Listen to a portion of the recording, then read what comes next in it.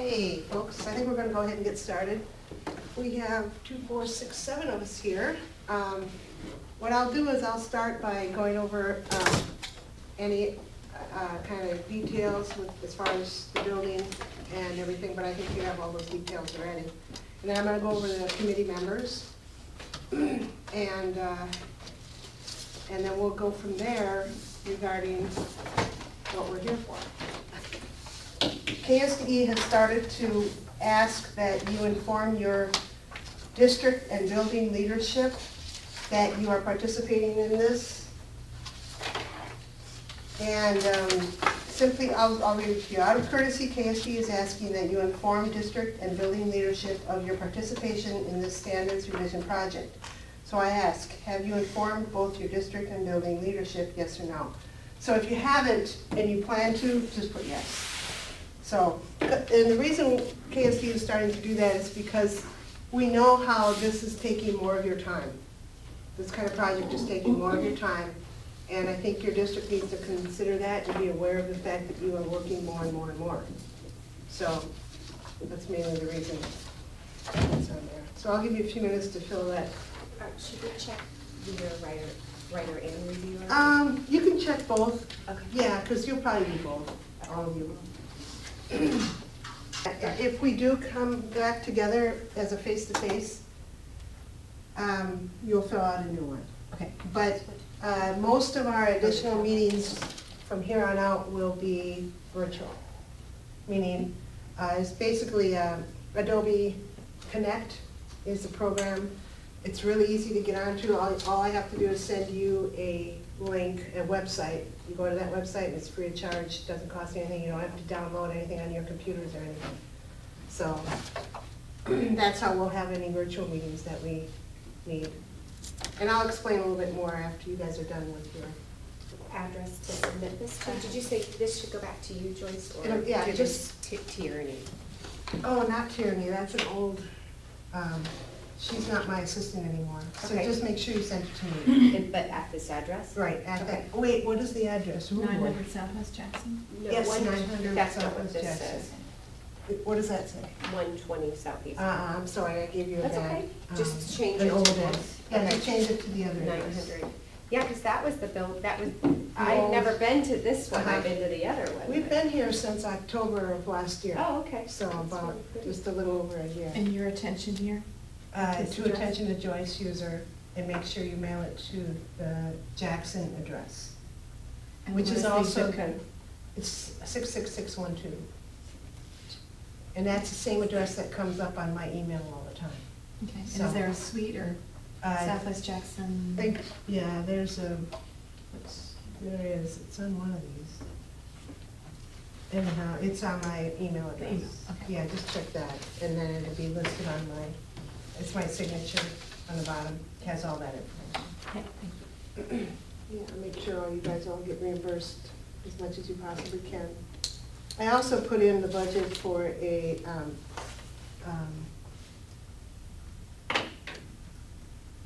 what do you call that?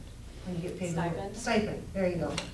A stipend, just so, if we want to meet again face-to-face, and there's not enough money to bring everybody to face-to-face, not quite, and you want to just have everybody use their stipend to help pay, we can do it that way. So, but a lot's going to be known after today.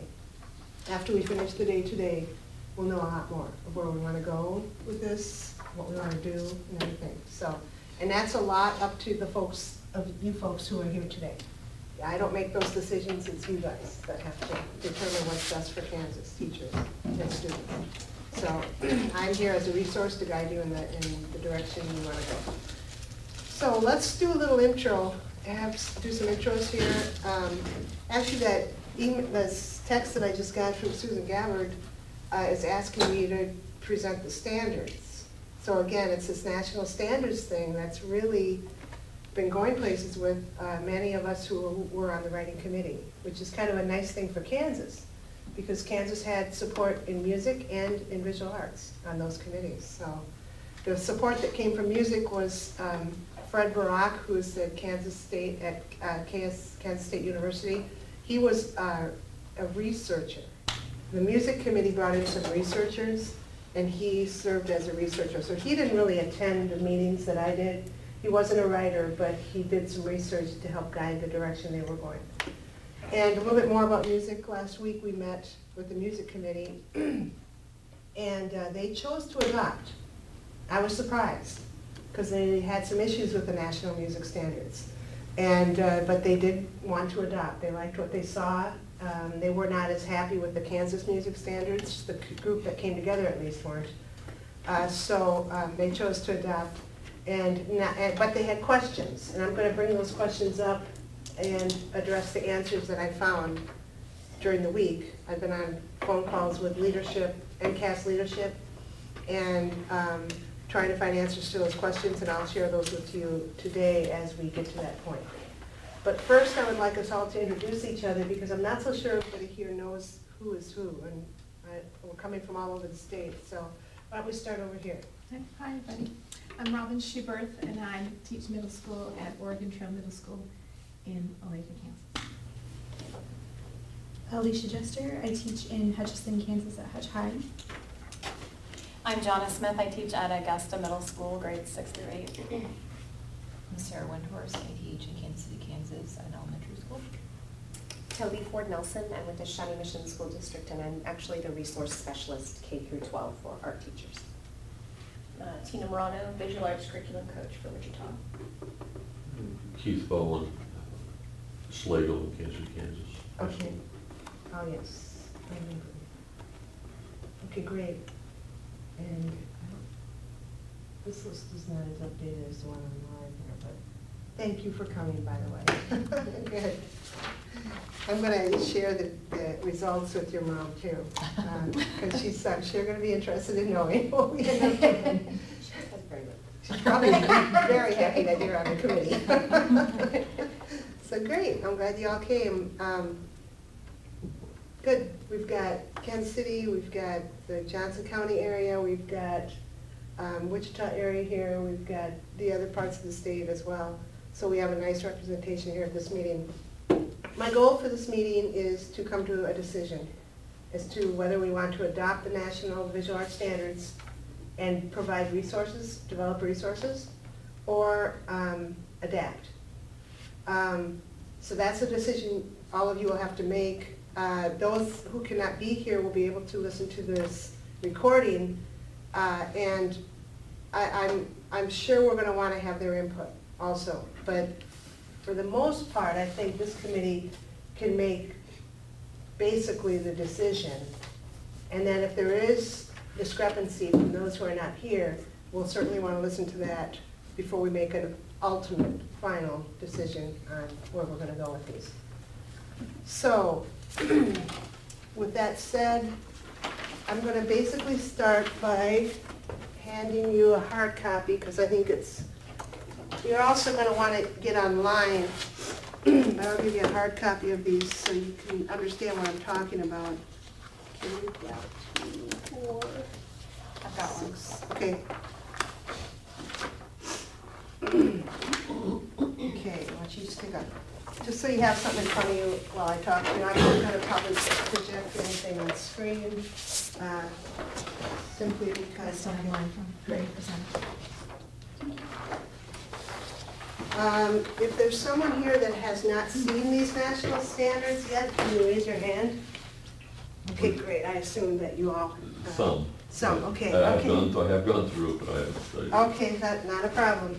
As you can see, basically what we have are 4 processes.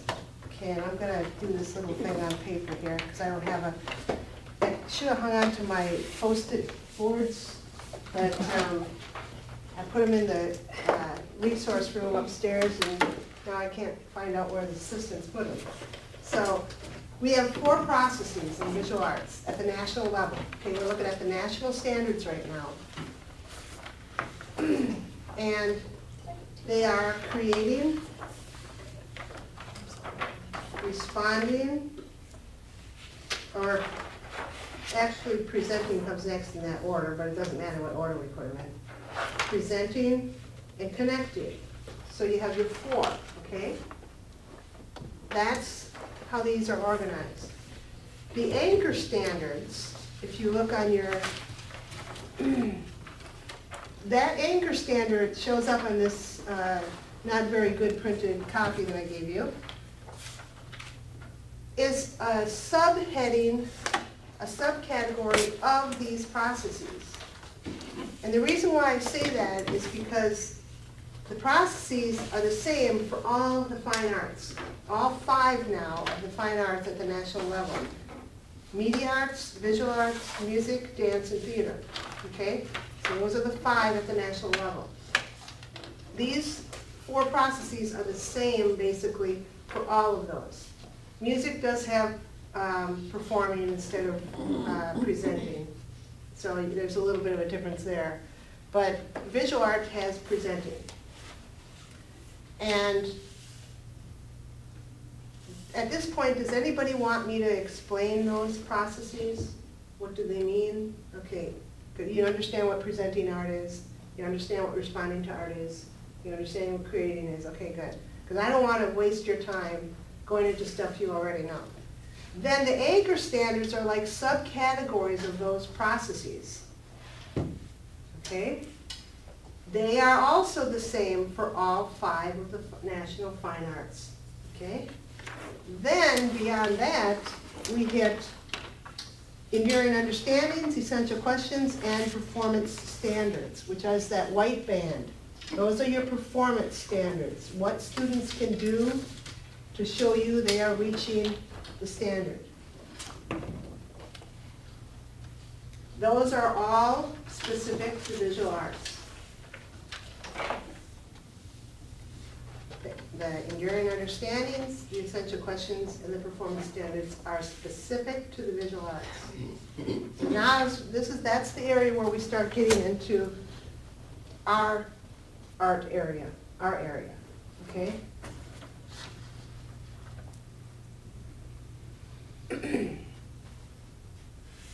Now, the enduring understandings are what we ultimately want kids to achieve during their years of exposure to art education. Not all kids get art in elementary. Some of them only get 1 class if they're lucky at high school. And they might be lucky to get something in middle school. And in other districts, they get it all the way through, pre-K through 12, opportunities for art. So during the bit of time they get with art, we're hoping to lead them toward that enduring understanding. And that enduring understanding is so broad and general that it's intended to help kids gain an appreciation and understanding of the value of art in their lives. Whether they go into being a banker, or they go into being a farmer, or they go into being a CEO at some big AT&T. I'm just looking at AT&T across the street here. The value of understanding art is going to help them in their career. And we all know that. But we want to help them understand that. So that's why we wrote enduring understandings that as an aspect that we want to help kids reach, despite how much art they get.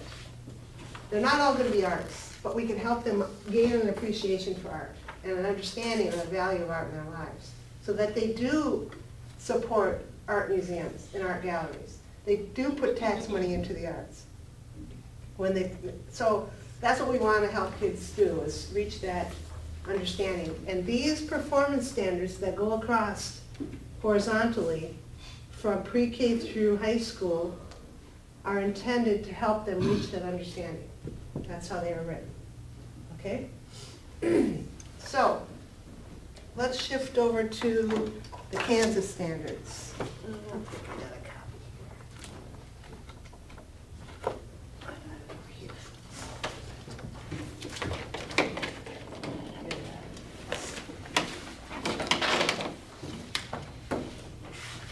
Are there any questions about what I just kind of explained to you?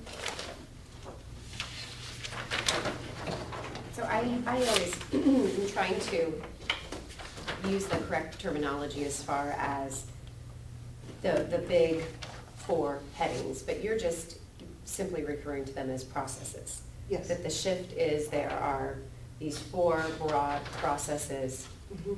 okay, versus what we had were the 6 main Right. standards. Okay, Right. Okay, And I think this little handout that I started designing might help us. okay. Because what we had was the standards, which were basically like these. And then we had the benchmarks that students were supposed to reach. And then we had indicators to help you determine if a student is doing this, that indicates they're reaching that benchmark. Okay? Why don't you pass these, I'll keep one copy.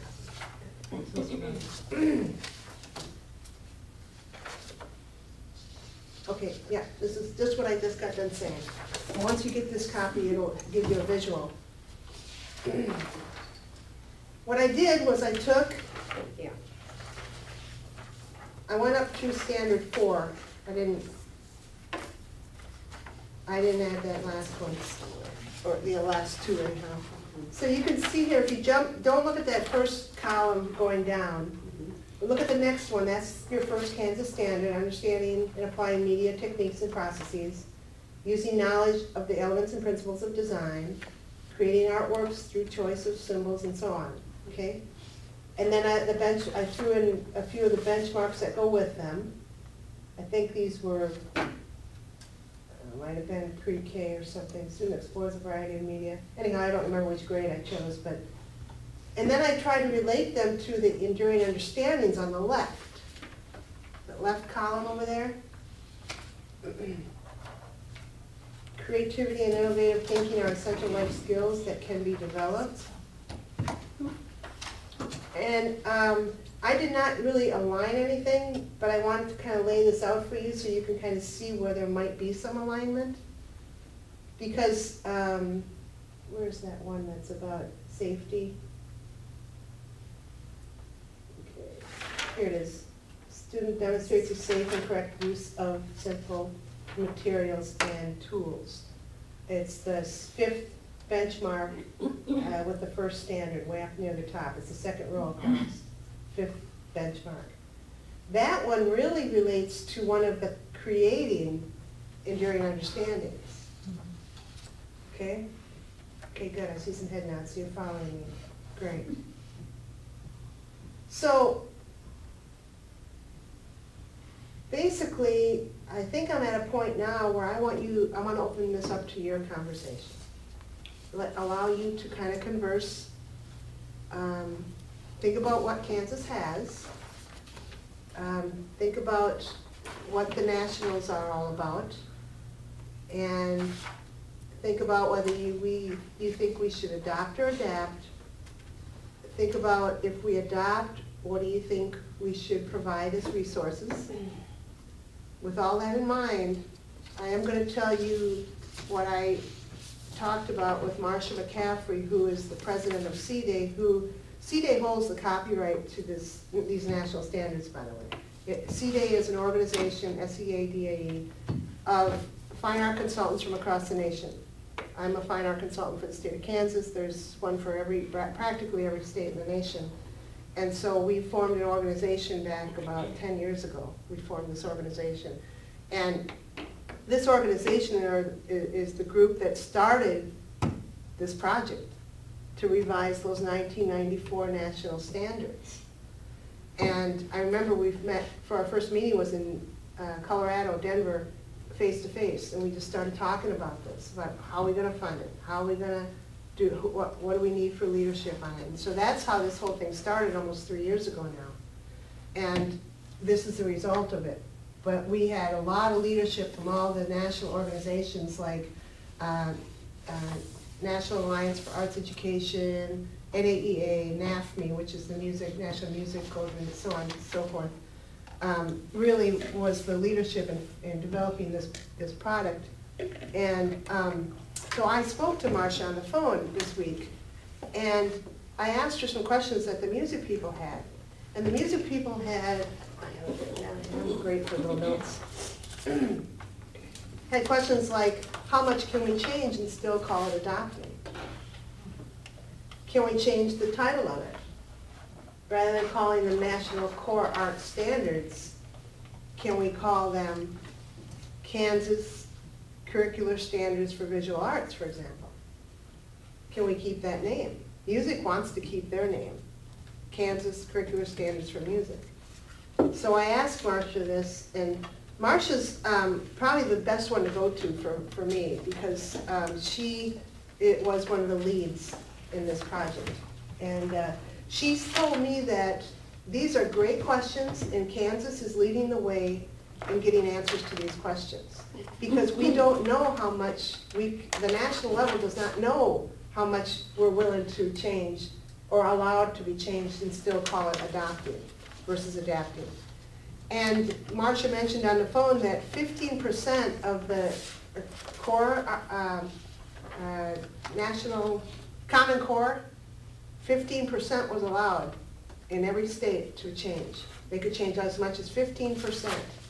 And Marcia said that she thinks that we should go that way with the arts as well, and allow for 15% and still call them adopted. And some of the other questions were, I must have left that other note upstairs. Some of the other questions were they wanted to move the anchor standard down. Music wanted to move the anchor standard down because it's confusing.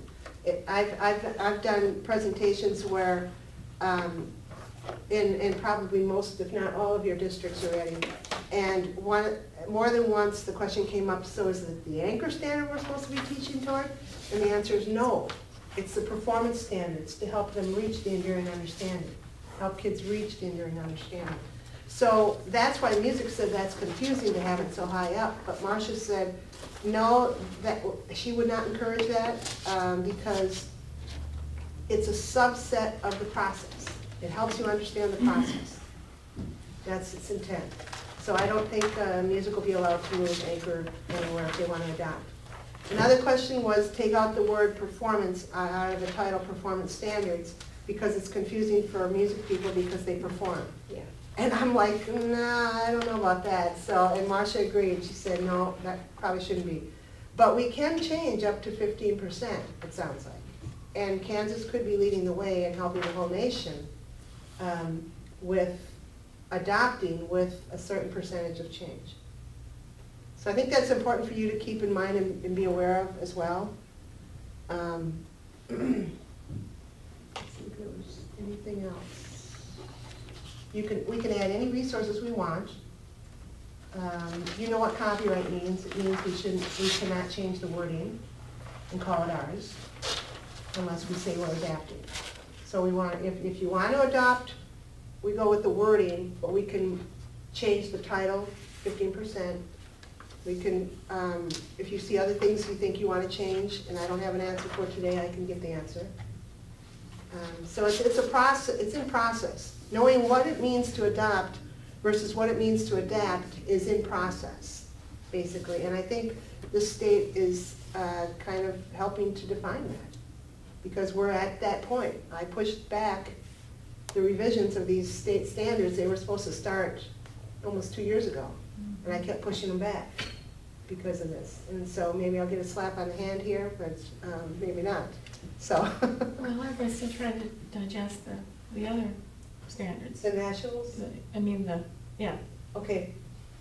I'm going to call it Common Core. If you call it Common Core, I'm sorry. But everybody's struggling with that the last year, trying to get that implemented. See, the word core in the national standards has nothing to do with Common Core. Right. It is specifically inserted in there because they want to help people remember that the arts are a core academic subject. There's still, that ruling is still in place. So, which is good. So, okay, I'm going to shut up and let it up to open discussion here with you folks.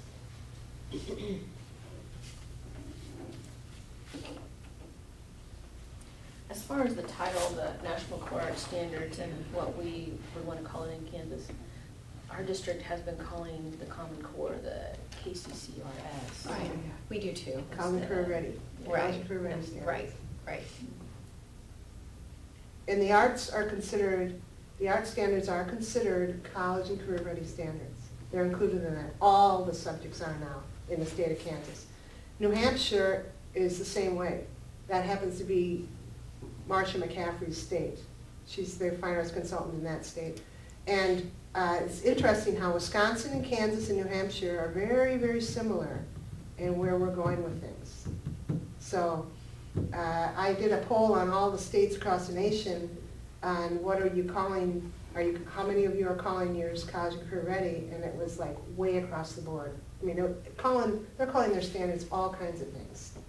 And, but those 3 states, and there may be a few more, but those 3 for sure are calling them college and career ready. What is our exact title now for ours? Right now, it's Kansas Curricular Standards for Visual Arts. That's our title now. They're actually modeled.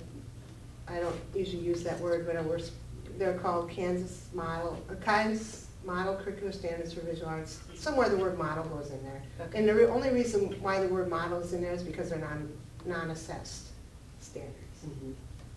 So, but you could just call them Kansas Curricular Standards for Visual Arts. So is the least amount of change of what the current title is, will we just take away national and put Kansas and call it Kansas Core Art Standard? Is that what they would presume would be assuming that name? You can do that, but I would personally take the word core out because it's unfortunate in a lot of ways, but if legislature hears about it, they're probably going to say, no. They're going to throw a fit. I agree. So we might be safer just to take the word core out, and we could call them Kansas Visual Arts Standards. We could call them that. That wouldn't hurt. Kansas Visual Arts Standards. Have I heard the national standards referred to as next generation? Yes. Where does that fit in? Okay, that was a title that was considered way early on when this project started. Okay. For some reason, the leadership steered away from that. I'm not sure why. It could be because science uses that. The National Next Generation Science Standards Mm-hmm. is what the National Science Standards use. And that could be why, to prevent confusion. In my local documents for the district, I always just refer to the standards as national and state visual arts standards, that's all. Okay, That's what I use too. okay. I'm gonna start taking some notes here. Because music, I want music, and even theater, even though theater is done, I can do some edits on the theaters yet, if the committee is okay with it. But I like them to all be the same. Next year I'll start dance, but this year is music and art.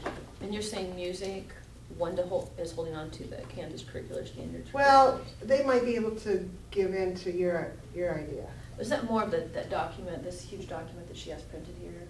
Is that more reference to the title of that document? Mhm. Curricular It's not, standard? this is just what, when you pull up the whole with all the, Right. The title page. the cornerstone. Yeah, what's the title page of that? Is that the old? Yeah, those are the present state visual arts So that standards. says national core. Aren't No, they? she didn't. No, Okay. The one that was, But the it's current. understanding and use them the national forest standards. Oh, It's the name. oh, okay, I didn't know And that. then it has all of the. But I do it's so remember them. thick. I just looked at the old standards before. You can bring them up online, the old one, if you want to call them old. I call them present because we haven't voted the new ones in yet. Who is then taking, what about media arts?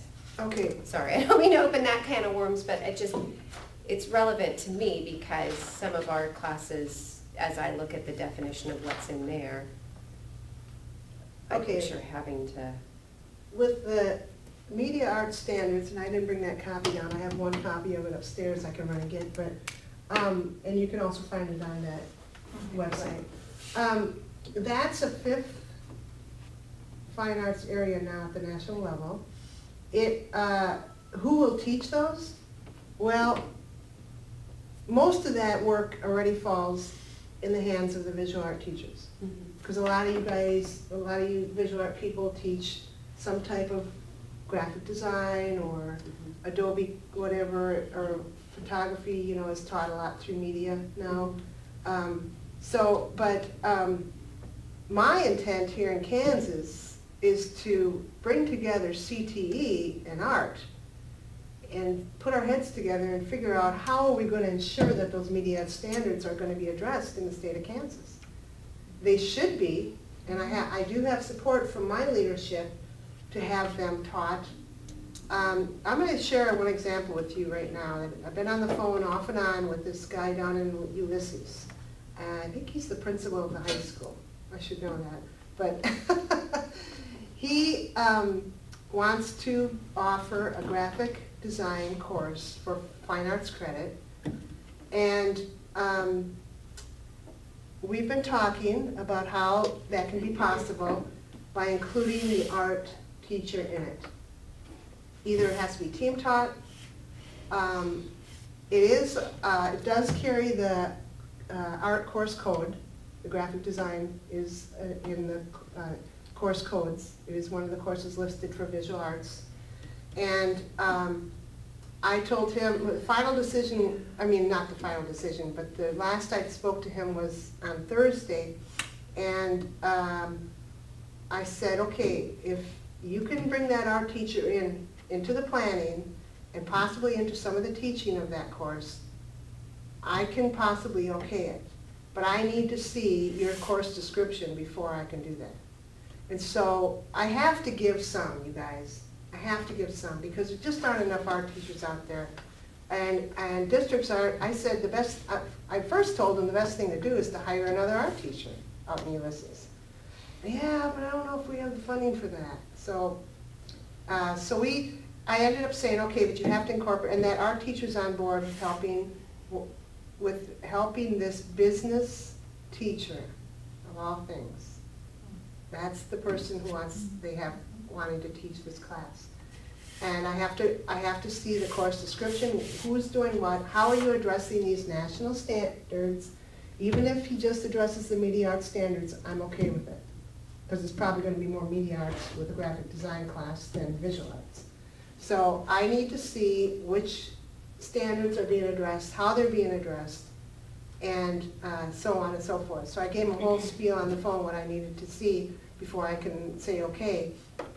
And so he's going to do that. And his art teacher is on board with it to work with that business teacher to do something. Now we'll just have to see what comes out of it.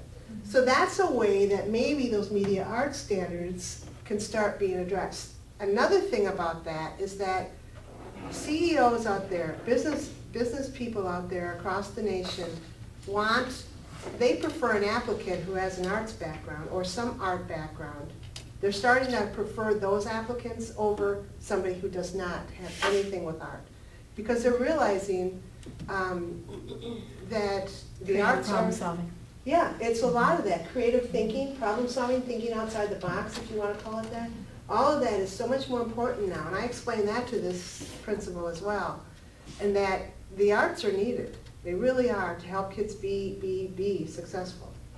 So somehow, Toby, I'm going to see how, I'm going to have to work with CTE on that. Because most of our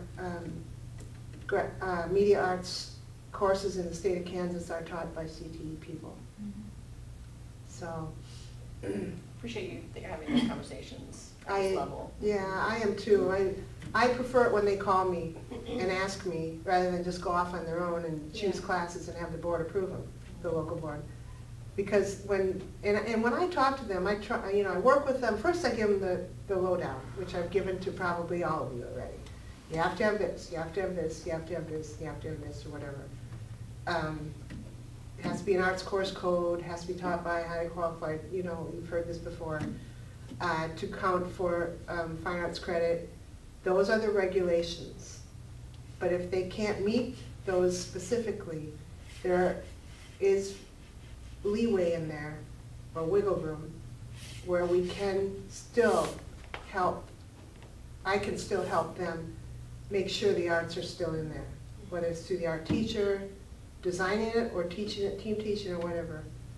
So, I think there's some, I'll just say one little thing, I think there's some accountability loopholes, I know, there is. and districts are taking advantage of those loopholes. That's what comes with. Even though they've heard it from you, Uh-huh. and they've heard it from other people in the district, districts are still taking advantage. Yeah, and I'm working on that data collection aspect that you asked me about, so. I might have a stupid question, but like our yearbook, we have a yearbook class, and it's ran by the CTE, but they can get, who's not.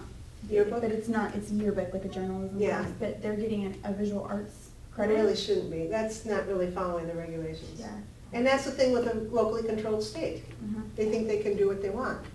And really, they're not, they're just cheating the kids in a lot of ways, I think.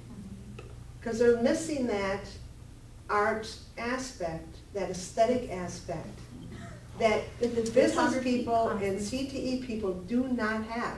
Yeah. They are skill-based teachers, the CTE people are, and they admit that. Mhm. I mean, I've spoken to a lot of our consultants upstairs that are in CTE consultants, and they admit that, yeah, we're skill-based.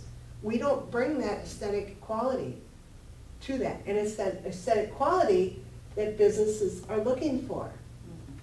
So, in a long way around it, it's just kind of, this, you know, cheating the kids in a lot of ways, where we're not giving them what they could be getting to be more successful. And so if they leave the state of Kansas, woohoo, there's more kids coming into the world all the time in Kansas.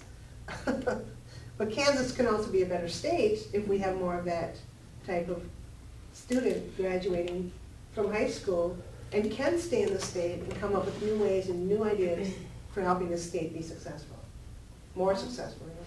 How far apart has anybody sat down to align the new media standards with what CTE has going on as standards? Nobody has done that yet in Kansas. Might be something happening in other states, but I don't know of it yet. I see this as a concern at the secondary to high school level with graduation credits, but has anyone approached you with questions similar to that with middle level and highly qualified and branching out and offering kids quote unquote elective classes where they're wanting to categorize them in fine arts and they're not? Has that happened? I haven't You know? heard about that Okay. happening at the middle school yet. It's probably happening. I think it's happening. Okay, and I'm just not aware of it yet. The biggest is the high school because they have to graduate with that. Right, their credits. So those are the calls I get from high school, mostly. I guess the reason I ask is because there's some question that position in my building being, the technology side being optional, as in they don't have to provide a technology teacher, and so we're looking to probably cut that. But then if I stepped over and it was close enough, I could pick up that additional wing and then start that, you know, where the art teacher's the one picking up Okay. the technology stuff. That's why I didn't know how closely they were aligned. Is it something that would be easy to step into, or, you know, really vastly As far as different? media arts goes, or, The technology position being blended with the media arts. it could Standards. happen, but again, there's been nothing done in Kansas yet with media arts standards. That will be next year. I don't know what that's gonna look like. It'll probably take 2 years to get that going, and I will probably need to eventually, depending upon what us consultants upstairs decide. I'm on 6th floor, by the way, that's why I say upstairs. And that's where all of us are, career in tech ed kind of people, not career tech ed, but all of us that are in the subject areas are all on the 6th floor. I'll start with talking to them and pulling some of them together, which will then be followed by what decision is made. It's a chance that we'll end up pulling a committee together like this that consists of CTE and arts people. And it might be more than visual arts. It might be music in there too. They do a lot with technology. So there's probably a lot of media standards that could relate to music as well, or even dance or theater. So I don't know, that's so far off yet that I haven't even started to talk to them upstairs yet about it. But my director is in support of it. Jeanette Noble is the one who is my director for the standards. So, and she is in support of it. So, okay. Let's go, kind of go back to the national standards versus the Kansas standards. We're working on a title. Or do you, maybe we should Yeah. ask, do we want to adapt or adopt? We were talking about a title, but that might come after we, Well, I'm just gonna say that I probably prefer keeping it simple, and I do like just the Kansas Visual Arts Standards, so. The present standard? No, I mean, as the title, but I Oh, don't Kansas maybe to, Visual. yeah. and we can use that if you want.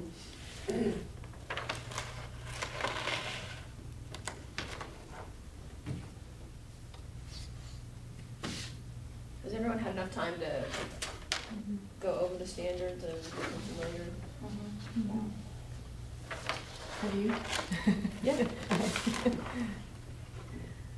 I think conceptually I really like them, but I think they scare a lot of people. So, because the elementary teachers want everything kind of laid out Structure. in structure. Okay. But I prefer the conceptual personally. I like the conceptual aspect of it. I put my own chart together on my own website.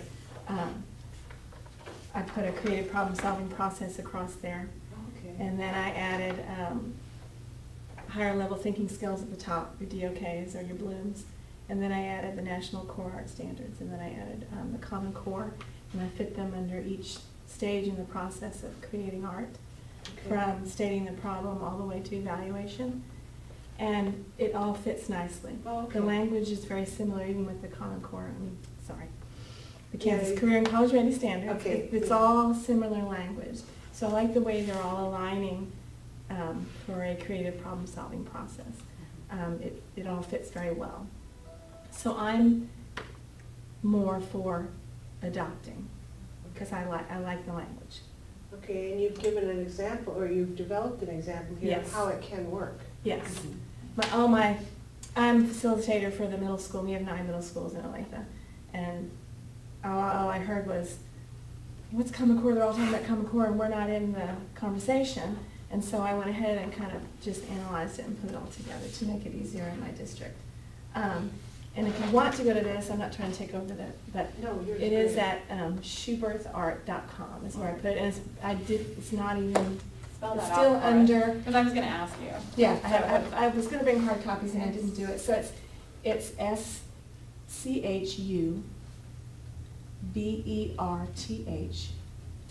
and then ART.com.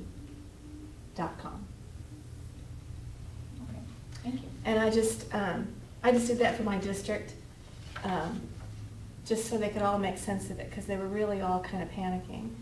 And I had originally had it laid out in I have that other form on there, of how it relates to just creative problem solving, and Bloom's taxonomy is the first chart I have on there. And it just makes a lot of sense, it just ties it all together. And it made everybody, oh, okay, we do this all the time. And I also presented it at the Nelson. Okay, And, good, great. and everybody there was kind of relieved that it was all kind of in a package, and, oh, I can do this, I can do that here, I can do that here. So I kind of did that. Okay. That's And the maybe, way I maybe analyzed something it. like, maybe something like that relates to develop resources that we talked about earlier. Right, so. I did my So it homework. has This the is over the last Blooms, year. it has the Blooms, it has the new national standards, and then it has, what's at the bottom, did you say? Oh, and then it has. Common Core, right, okay, yeah. gotcha. I So said it's it a was line. yeah. Okay. How available is that to us? Yeah, you can go right on, you can It's do it, you just can go on- on right now, you Well, I want mean, we to. can see it, but then can we adopt and use what's on there? Absolutely, yeah, I don't care, I have no. Okay, that's what I was asking. I was- Yeah, wants to just- think those. It was just for my district for them to process it all, because It kind of calms the. it does Yeah. calm Yours things, makes a and lot they of were all, connections. well, what do we do? And then I handed one over to the high schools, and they were like, oh my gosh, thank you, it just made everything make sense. And I do think that's a So- fear that They're I've ran into, scared, just talking yeah. to people. They think that all of this is disjointed, and that we would be expected to do something, for state and national standards, and then we're expected to sort of fit in with the Common Core somehow, and then we're supposed to, and how does it work? How does it work? How does it dovetail? What can I tell my administrator that I'm doing? I think that's the biggest fear. I've talked to a lot of art teachers just to kind of get a feel for how they're feeling about the new national standards, and the input has been really, really positive. I think the only thing I heard from some, and just very, very few people that I talked to, was the use of the word play. I think kind of bristled some people, elementary specifically. Okay. But I think that was the only negative thing I heard. Everyone else really liked the conceptual layout and the freedom within using the standards and how they scaffold, and I've heard very positive things. Okay. Yeah, the word play, when these were written, was very controversial. There was one individual who was kind of, she placed herself as lead in the creating committee, but she really wasn't. Really pushed it and persuaded the others in that committee to go with play. And the other three committees, the other two committees, I worked on presenting with a committee of 2 other people. Creating was a committee of 4, and then responding was a committee of 3. So these other 2 committees, responding and presenting, were against play. And we didn't think it should fit in, it should be in there. But this person on creating committee has a way of really pushing her way through and getting what she wants. So we had to deal with it. So it was an interesting group of 12 of us that. Was there something similar with the music? No, Standards that they nothing didn't like use that play. popped up? They didn't use play in theirs. Theater has a place for play. And I could see that because theater is part of beginning to know how to play, improvise, do things like that. And so I don't know if they have that word in theirs or not, but, so it was a word that we cannot change if we adopt, but we can provide guidance, resources like you've done, to help teachers understand what the word play really means and give examples of not using it. My problem isn't other art teachers knowing what play means, it's all the other people that I'm trying to show the value of my content to that see that word there. Okay. I It's like wonder trying how many to- people are really going Out to. in 2 places. Well, when I'm taking my stuff to my principal and saying what I'm doing does matter, here are my standards, and then they open it up and the first thing that's there in the first couple boxes are play, that's hard. Mhm. And that's usually when a principal starts coming in and wanting me to do other things or doesn't really understand what I'm up to, and I walk in with my standards and I say, here's the stuff I'm supposed to be teaching. So I think that as an additional resource, maybe find some really good information. I've read articles recently that they're trying to dispel the negative connotation associated with play. I agree. And for children, play is very important, especially we're seeing it at pre-K, kindergarten. That is a really crucial part of development, not to be taken lightly. So if we can include something emphasizing the importance of play, maybe that would help.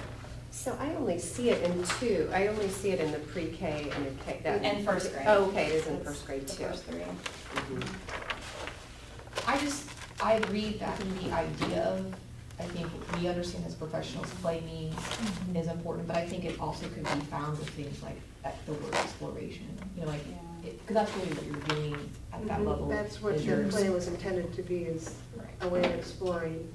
And I don't know why exploring couldn't have just been used, but that's how it went. Somehow it does have more weight if it's a Bloom's verb. Yeah, it You can does. link it better It sure does. to, yeah, the levels of learning. I guess I'm struggling more with the presentation section and more under the big picture of it all.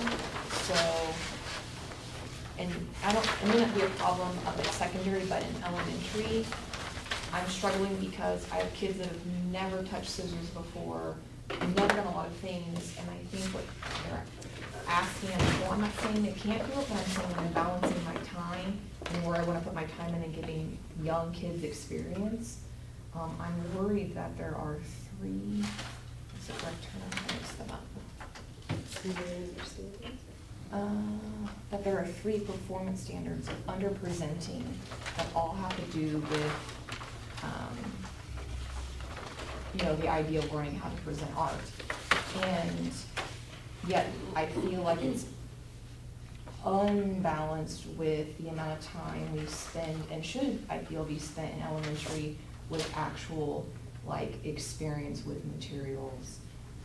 And I could be coming from a little bit different place too. My district uses these statements specifically that I have to assess for every kid every quarter.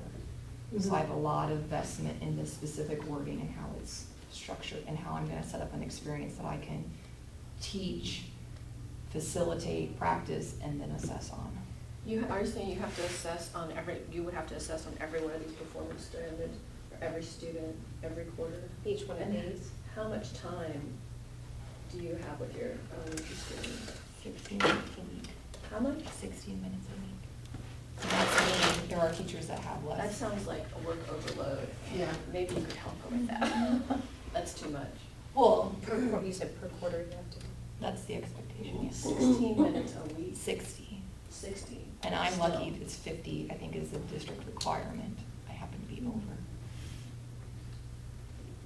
So your district does not rewrite and have their separate curriculum, they adopt this as their, For the most part, yes. they adopt the standards as curriculum, they The don't treat them as last two separate one- documents. Okay. The last set that came out, we did something where we call like embedded benchmarks, so we split the benchmarks up so that each grade level, because it was, you know, before the standards had them, like a common K through 2, so we gave some benchmarks to each grade. But there's a statement then that's rooted in the original standard statement that we're expected to assess each quarter and each standard. In each standard. Okay.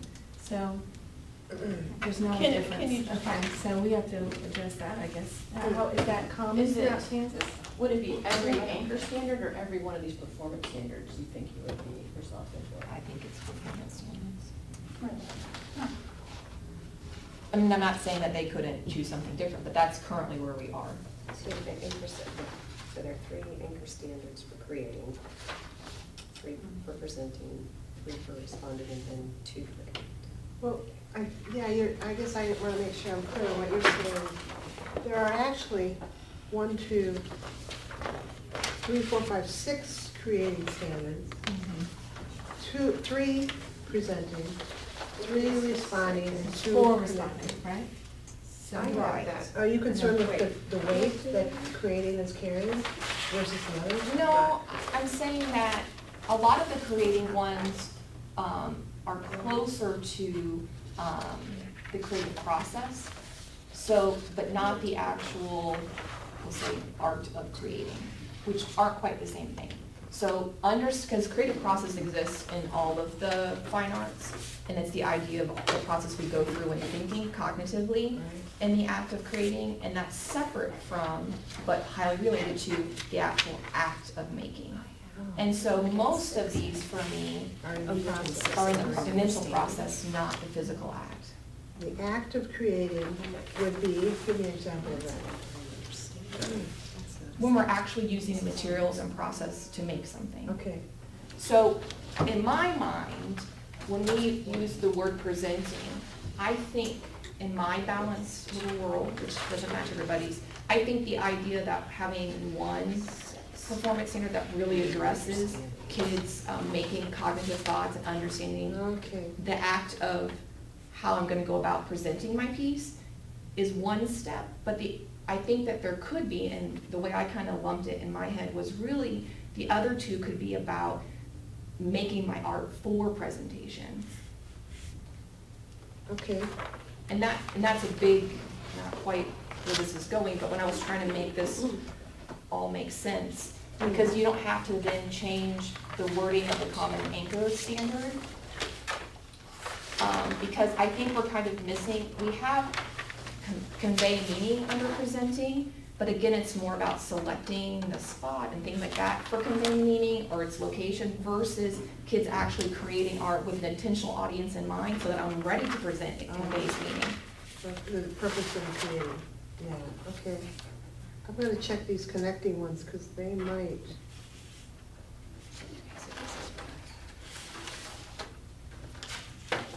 Because to me, Here, go only to materials. connecting, the back page. And go to 2nd grade, the first white row that goes across, 2nd grade. create works of art about events in home, school, or community life. That would be a purpose for creating. Right, so when we look at connecting, the first band is mostly about personal. And that's Right. some communicating, but that's different than, like, that's different.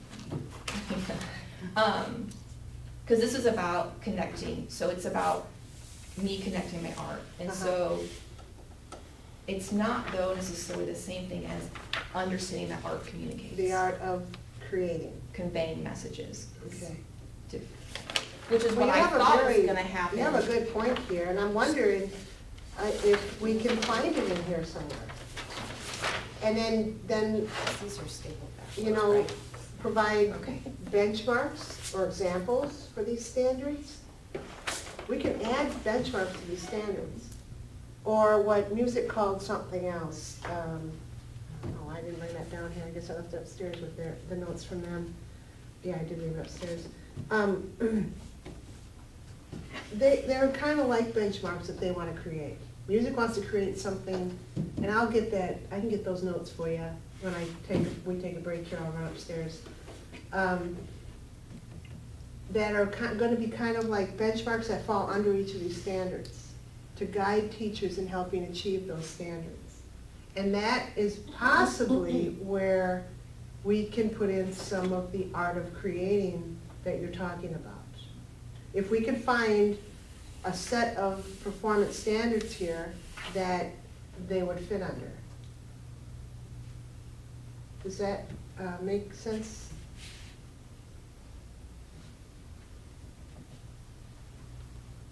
Yes, and then still we have what I would say is the heavy weight under presenting that for my assessment, you know, my required assessments. Yeah, let's talk about that. So what's the issue with presenting that we need to be sure you? Okay, so these are stapled backwards, I am sure that it is. You see, that's okay. The printer always Just does take that. this off. Okay, so what are you asking about presenting as the issues? Well, I feel like if I'm looking at my elementary program and I'm presenting to my students, and if these anchor standards are to represent their importance in the whole picture of art, that for me, it feels heavy, that we're looking at 3 performance standards under presenting. And in some ways, for me, almost redundant. Like, I think they could be all assimilated into one. Because I think that presenting is an important concept that we need to teach, and I think it's getting missed right now in the current standards. Right. From pre-K, I don't know what happens at secondary right now. They're not addressed in Okay. the campus. And I think that that's a concept that's missing, but I think it's now, this is overcompensation for it missing in the picture. That I'm just struggling with the 3 of them. And for me, it's, Too much? yeah, it's repetitive. If that's, you know, the concept, and I'm balancing my time and all the things I'm juggling in my classroom, that I would, in a quarter, have 3 of these concepts I have to sit under present, and hit under presenting, You and would not have to just. measure. Yeah, you measure. have to assess, okay. But couldn't some of them just be, I mean, you're measuring them in a conversation. It doesn't, I mean, you have to actually have like a rubric and say that I explained why, you know, the student explains. Because you why have to some have of that- evidence if a parent comes in and contests a grade. And we have, and another problem with our current system, but we have to be mindful of, is that we grade on an 8-point scale. Mhm. That's a lot So, of like, where specific it data says, to have. For like the kindergarten level where it says select art objects for personal portfolio, I mean, you couldn't have like, you know, 3 weeks worth of projects and have the kid come and, you know, choose which one they think was the most successful and then, you know, have that. But as look a- at the rest of the statement, they also have to Mhm. explain why they were chosen. I would have to document that. I mean. Document it yeah. for who? Just Yeah. because a parent comes I mean, in? can't Or it be is this like something that you one have to present to your sentence? principal? I mean, there has to be some understanding in elementary, how little time Mhm. teachers I'm have. struggling with that with my principal. That she wants that the idea that in an hour, I'm supposed to present it, because essentially if we break it down, if you have 9 quarters, you see them once a week, whatever, 9 weeks and a quarter, that's maybe, if you're lucky, you keep all your times, that's 9 weeks. But if you have 6 standards and actually have the effort one, that's essentially a standard of class. I'm supposed to present it, give them practice, experience time with it, and find some assessment. And I have some flexibility on how that looks, but if we're looking at that time frame that you really have with them, I think sometimes principals don't understand that 9 weeks of elementary art is about, 3 days of regular classroom time. If you had those kids all day long for art, like the classroom teachers have with their students, I think administrators have a hard I time. think it would be even And less. many schools have half the time that even music and PE have. I think it's just an awareness. But I think it also trickles uphill too. I mean, because I've been battling this for a while now with her, trying to explain where I'm coming from, because she doesn't like what I've chosen to gather the grades to have evidence. And so that battle of what's the best evidence. But for us as a group, the idea is people Is are. that what you're talking about? You have to, that is your, I It's struggle the with conversation. teaching any of these in isolation. Yeah, I'm Right. struggling with That's the, right. the concept that that's what is being asked. I don't, none of these are in isolation, in my opinion, and I struggle to see how one form of assessment couldn't cover multiple standards, couldn't address Or all of them. assessing, multiple standards. Yeah, I think it's the collection of evidence that they have mastered or not mastered. But again, one assessment, I don't see how it can't show evidence of multiple mastery of multiple standards. I'm not saying it can't, I'm not saying, Right. I'm just, it's all back to that time frame. How much time do we have Well, and like and what what's if you took realistic? 15 minutes and had each kid pick one of the 3 artworks that they have done, and then have them write something on a little note card, and then have them go out and staple it on a board, and like that could be your documentation, that could be, assessment. And I don't know, I teach IB, and every time we complete a project, like the kids have to take their own slides, and then they have to write like a summary, sort of like a mini artist statement, like why they chose the media, why they think this was important. And so that sort of covers my need to do the assessment, and so I'm covering, and I have the documentation, obviously it's high school, so it's different, but. And I that's mean, where I it's- struggle, like, we're yeah. talking kindergarten here, is this Like, how do you do expectation that, but, I mean, where they can't They're really not writing write. artist statements. Right. right, but they could say, I like frogs, so maybe that's why they chose that piece, and I don't know, that Right, could be. and that's, but then I now have to gather that for 30 students, and you have to Right. stop and wait for each one to say it. yeah. Right, but what if And they're you not, make- they're working on even What forming if you sentences have in them, kindergarten. I mean, what if they have like a fill in the blank, or, like you have a template, or, What if you videoed them? Or picking videoed out them, their yeah. work, and that was your evidence? Mhm. But okay, that could all be done, but we're looking at 3 standards in this one area, and that's what I'm saying. With everything else that's happening, what we think is important, do these standards represent weight-wise what we think is important for our kids to get over the whole spectrum? And I'm saying that I feel like presenting was underrepresented in the past. It was nowhere to be found. I know. I like that it's here. I think that it's weighted too heavy in the whole because, picture. and I agree with you, because there's dance, music, theater, yeah, it's heavy there because of those other art, form of art. And that's why I think in our art form, if we're picking the word presenting, okay, I can handle that. I struggled with that at first with production versus presenting, because media arts got to have production. I can do presenting if we understand that we're prepping this work for presentation, that the kids understand from step 1 that my goal is for this to be presented. And so what choices am I making as I'm working to convey meaning as I'm working to the end? Mhm. So I think that the topics, those main anchor standards, stay the Okay. same. Here's another thing I could add to this, and that is, regardless of what the state decides, okay, this committee represents the state of Kansas. We are trying to take into consideration the majority of the state.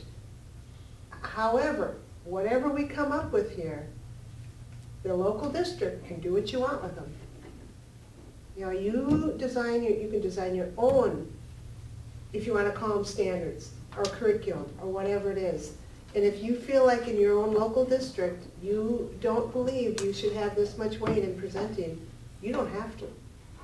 You're still being guided by the state standards, you're still aligning to the state standards, you're not maybe aligning them specifically, and you don't have to. It's totally up to you, this is a locally controlled state. And your principal needs to Whether we like it or not, be Yeah. expert on Yes. this, not them. Yeah. Well, right, and so I guess, yes, in the end, I can re-battle this at my local level. I'm just saying, if we are here sitting representing the whole state, and if we're looking at them, not just as a quick check through, yeah, I can do that, but really looking at, do these represent what we want our state to be doing? And that's kind of why I brought it up. Yeah. Because I It think sounds like the majority of us here are okay with it, with this much weight in presenting, but again, a local district that maybe isn't even on this committee may have the same issue you have in Kansas City, and that is, okay, they might think that responding has too much weight or something. Well, then they can just put less focus on it. When is your curriculum due to be revised, you know? probably after this one is finished, then they'll start it tomorrow. Do you have other elementary teachers that would agree with you on this, that you can kind of get together to help write that and get it taken care of at your district level? Well, probably, Yeah. because I sat on the last curriculum writing committee for our district, so my guess would be it's something that, but I just felt like if we're sitting here as a group presenting our concerns, that was. Yeah, that's good that you did this, because it's really helping us understand what you're dealing with there in your district. That is a lot. They're giving you an awful lot and expecting an awful lot. But at the same time, it's like you're between a rock and a hard place, because you don't want to go against too much and lose your program. Well, and it's also, I think the intention behind it, even though it's a lot on my plate right now, and I don't have everybody understanding it, the intention behind that expectation initially was that we were valuing the arts. We want the kids, we want our content to be known and purposeful, and so if we're gonna go to a standards-based grading in our district, then art's gonna be there too, and we're gonna plug along with everybody else. And so, I think the intention there is to support our content. I just don't think everyone understands the volume of weight it put on us. And that's why I think this wording should be broad and open enough. And then, but we've got to watch some extra words we're throwing in there that do make it hard for people that have to assess per statement. And sometimes just a word here and there that can throw off Just whether like the that's word actually play accessible. is an issue too for some people, yeah. I mean, I'm just so happy that Kansas City has art at the elementary level, because of all cities, Topeka does not even have it at the elementary level.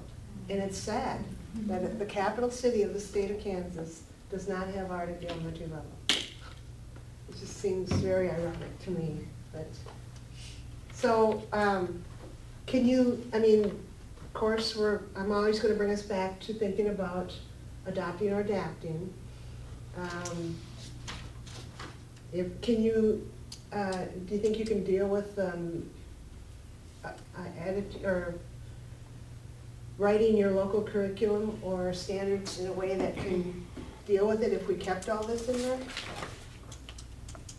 Well, where I'm kind of at is since you've probably all read it from your perspective, now that I've said these things about that section, if we could look over that again, and do you still feel the same after you look over those bands really quick?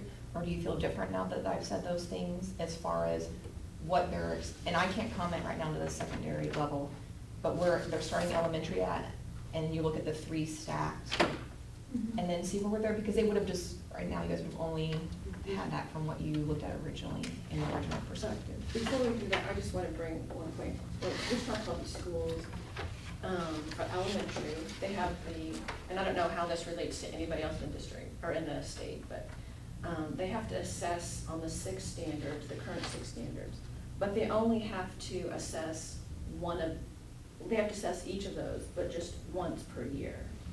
Is the only time they have to put it into the grade card. We have to have 4 captured documents for each experience, 4 grades entered for each experience. So let's say you have, for some reason, missed a quarter, you can make it up the following quarter. But the way our grade cards work, like you're fine the first quarter of the year. If you miss after the first quarter of the year, it puts in whatever their old grade was and just leaves it intact. And when you're on an 8-point grading scale, it can often upset parents because they feel like, my kid, they worked harder, but they didn't have there's no evidence. So it's easier to actually just capture every quarter and not deal with a grade being forwarded. So the way that you have, obviously, we are not to standards-based grading in Shawnee Mission, but it's coming, we have a new grade program. So to my understanding of your program is that you would have to go in when you're creating what we would call like an event, a graded, an assessment. You would go in, so if these were the 11, you would choose from the 11 standards, or you could choose, do you picture that the 4 main processes could be do you see what I'm saying? Like, I know in the past, in the past, isn't that what you've done, is you would go, for example, you would have a drop down and you would say, okay, this is an activity for Anchor Standard, let's just use this 10. And then that would be an assessment of that standard. Could it be more the idea that instead of looking at it that way, it would just refer to the process? Do you see what I'm saying? So just who knows what will happen? I'm just Because saying, right do you now see it what I'm is low. saying? And so I would think that I would be one that'd be arguing that that's where our grades go, but I mean, again. Because right now, you probably have that drop down and it gives you the 6 main standards. So I think you're equating it to then now we have 11, is that what you're meaning? Or 6, 7, I'm sorry, 9, we have 14 6, total per grade. 10, 14, 13, 14. There's Performance 6 in creating, 3 in 6, presenting, 3, 4, 4, and 2. 4s are 4. 2, Four so with 6, 9, 13, 14, 15. Oh, yeah, 15. And they're not all listed on 15. this chart, this nice chart. on this So I website. think that's kind of a shift in thinking, and that's what I was kind of trying to wrap my head around. Focus on I guess 4 moving versus more 15. to the broad processes, Mhm. and that word simply processes might freak some people out.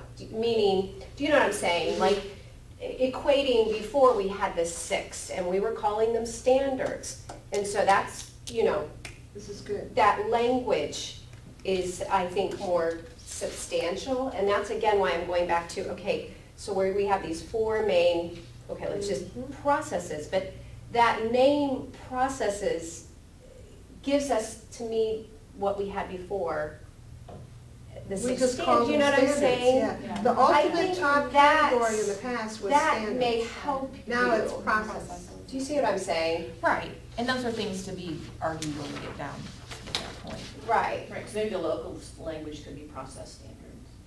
I like that. I like putting that word standard in Just to with help the- process standard. Eliminate Because the again, confusion. how do I'm trying, just that word processes, I think doesn't give us as much just support right there. Me. Because I see that then that's what you could select, you know what I'm saying?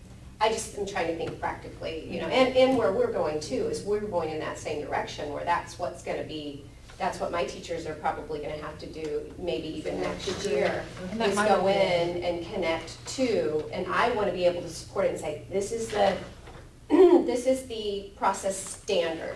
Just like before, I would have said it's standard 1, dealing with what? Understanding, applying because that's what we would have done before, right? So now, and maybe you even have the selection to choose more than one.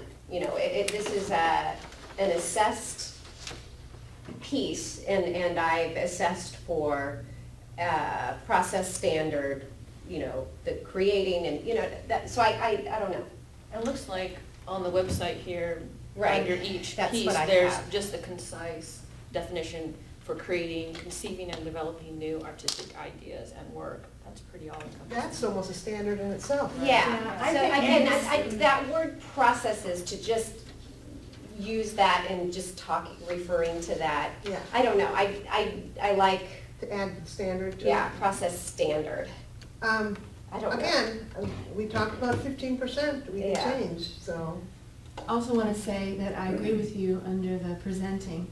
I think anchor standard number 5 and anchor standard number 6 are under the creative heading. It's all under creativity, in my opinion, but I think those 2 are kind of repetitive from the creative. Does that make sense? Under presenting? So develop and refining artistic representation, that's what we're doing when we're creating. We're making decisions, we're changing our mind, we're saying what's good, what's bad, what works, what doesn't. It's all under that creative heading. So they just pulled it out. because of the other. No, and I think it parts. should be pulled out there, but then when you break down into the specific wording under that, I would Okay. like to see that be On different. which one, standard 5 or standard 6? Standard 5. Standard 5. Be there. I would like to see that wording of those be a little bit more directed as far as like, you know, back to like using them for assessment, be more on the creation side versus the presentation side for the wording of those. Because I think that overall, the anchor standard, that idea, that's what, yes, I totally agree with that. Which one are you looking at, Standard, anchor standard 5, develop and refine artistic techniques and works for presentation. And I think that statement has what I want in it, but then the performance standards that go across are more weighted on presentation instead of artistic techniques. Right. And I would prefer they be more weighted on artistic techniques. If we're balancing what Artistic techniques. the classroom might look like in the elementary world. So in kindergarten, maybe a portfolio is too advanced. Is that what you're thinking? I think, because they're asked to explain the purpose of a portfolio, how about they just have a portfolio collection? Of course, explain is the higher Yeah, it's a higher level goal. of thinking. But then I have. And that's the we'll go back intent, to this. that's the intent of these Assess it, though. standards also, is to get kids, pushing them higher and deeper. Oh, no, and I totally want that to happen, but if we're looking at it as something that I'm assessing now, then that's. Measurable, something measurable. Yeah, it's different, where if, I mean, and if you look at this specific section presenting compared to the other sections in, this document, this one is pushing the kindergartner, the younger ones, quite a bit farther, a lot earlier. Presenting us, Mhm. uh-huh. And that's I mean, in intentional. kindergarten, I mean, if you think about anchor standard number 5, performance, explain the purpose of a portfolio or collection. They You're are not- collecting things. You're not looking for, you know, a paper from the students. It's just to make sure that they understand that we're putting your work together here, and then. Or even, at even the being parent- able to explain why they collected Yeah. six. At parent-teacher Yeah. conference, you know, make Yeah. sure you show your parents. I mean, Yeah. little kindergarten, Yeah. I mean, Yeah. little Right. 5 to 6-year-olds, that's all. But I'm saying. Truly. I'm not, like I said, they could do all of this.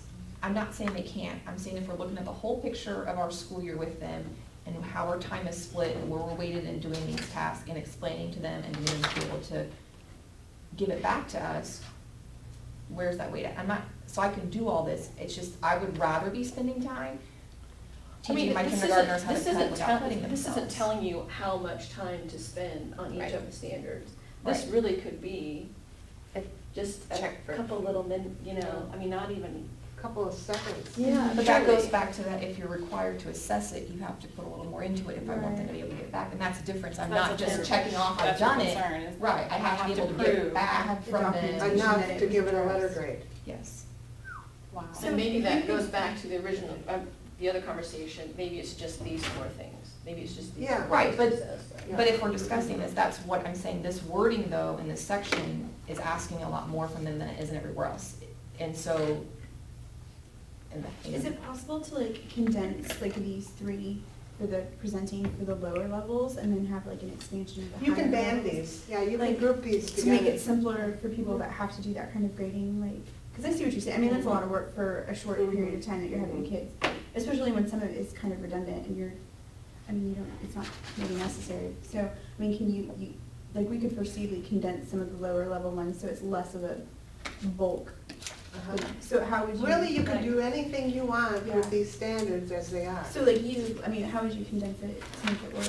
Just include the first one. Just do the first and then, They could select items for a portfolio, explain, or, could you put or, not trying to exclude part of the importance of the and standard. give like an option.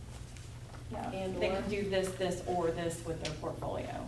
And that would Explain be it, a or district, that And would that be a could give you district. some prepare flexibility on like for what you their want to touch on. portfolio, or collect items, or. And I guess that, you know, something we all struggle with, I'm sure, is how do you document more of an informal check for understanding? I mean, that's just a bigger issue altogether, right? I mean, it's really, you know, it's kind of sad in a way that, you know what I'm saying, like you can't have that conversation. I mean, how do you document that conversation that you know, you walk around the room and the kids are picking out their artwork and you come around and you say, And you're you know, just why did you asking. choose this? I chose this because we used, you know, complementary colors or whatever, and then you move to the next student.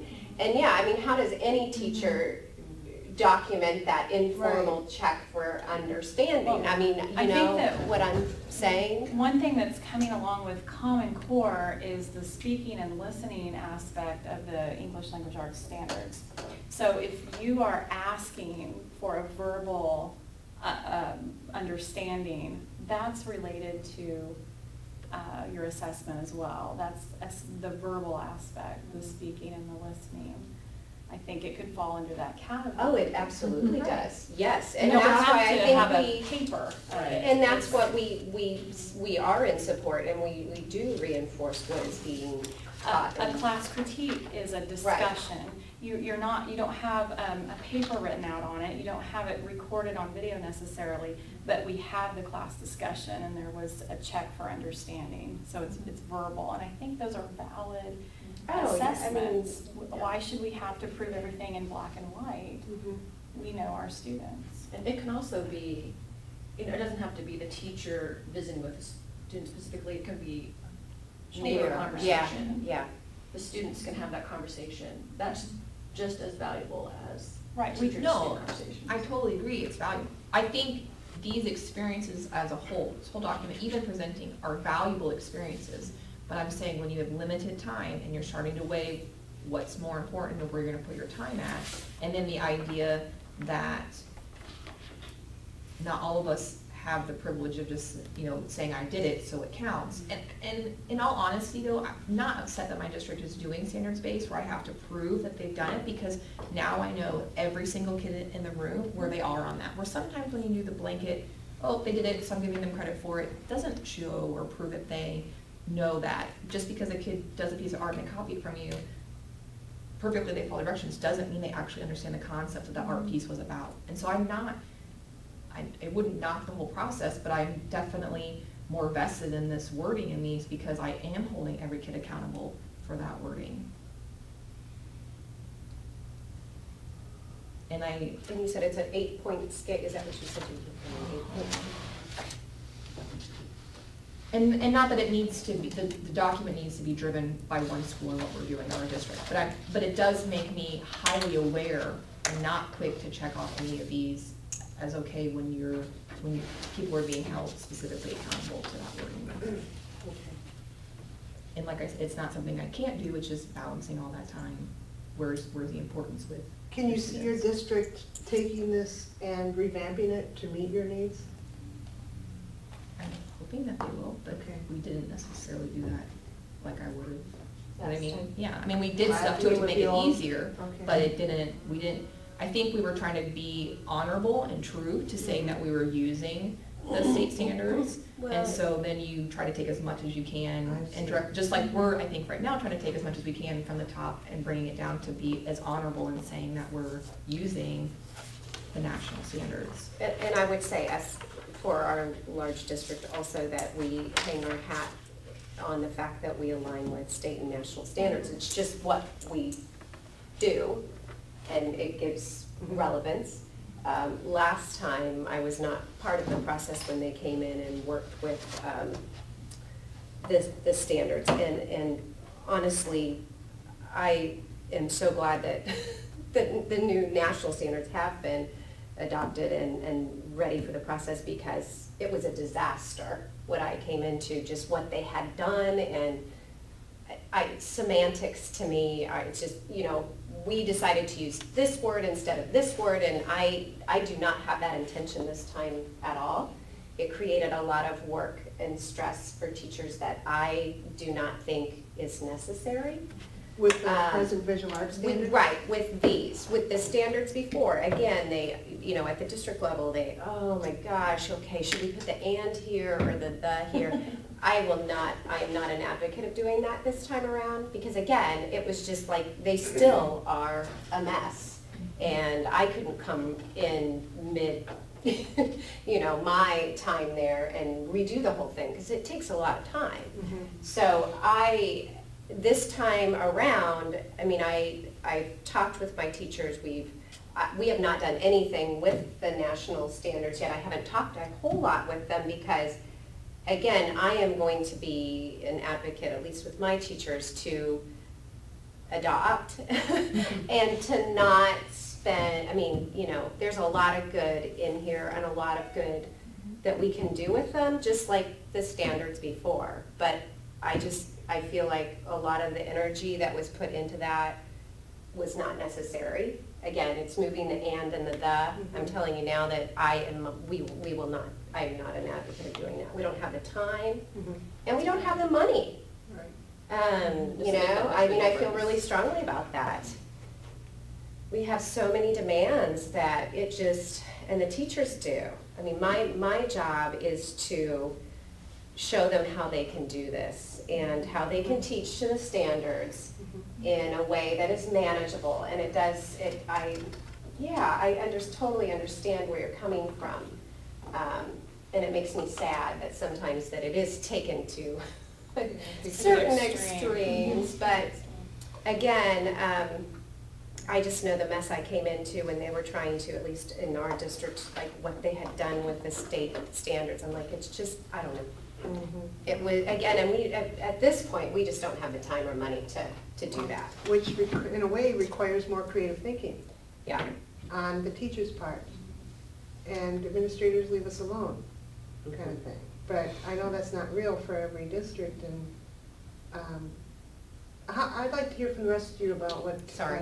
Totally I didn't mean started. to stand up on my box there, but I just am being honest. I think now is a good time to hear from every single one of you. I'm just being honest. Again, we don't have the resources right now to be able to bring in committees and to rehash it in my district. I don't know about you all. I back so. you 100%.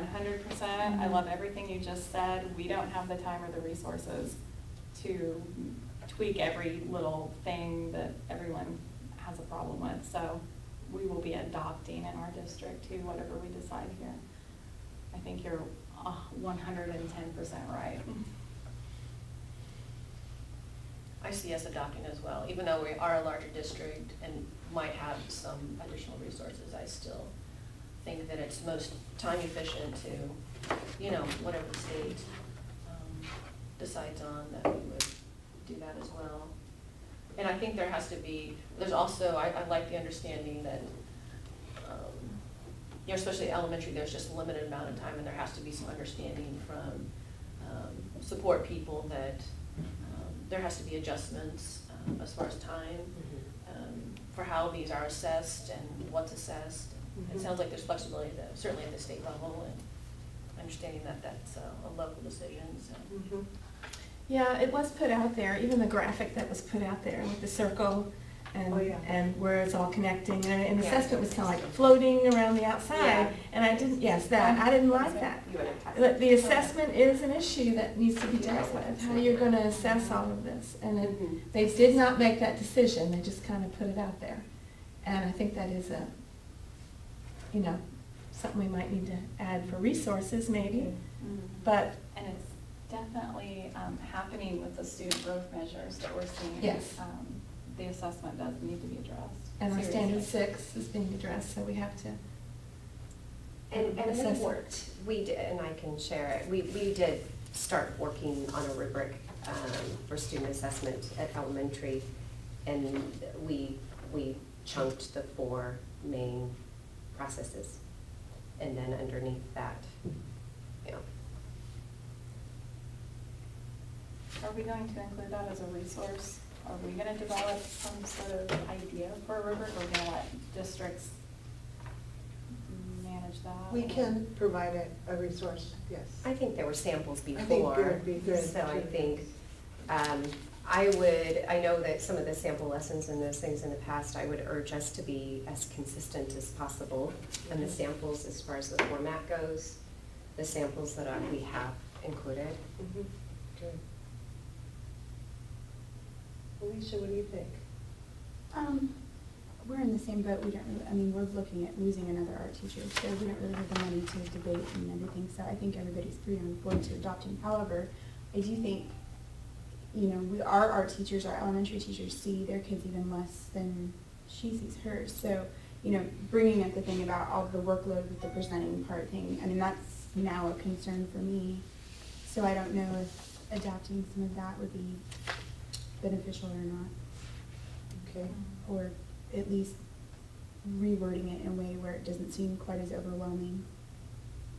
Kind of like Robin did here. Mhm. Mhm. Okay. And Keith, what do you think? Sorry, we're all here working with our group. I don't know if I can articulate what I'm thinking.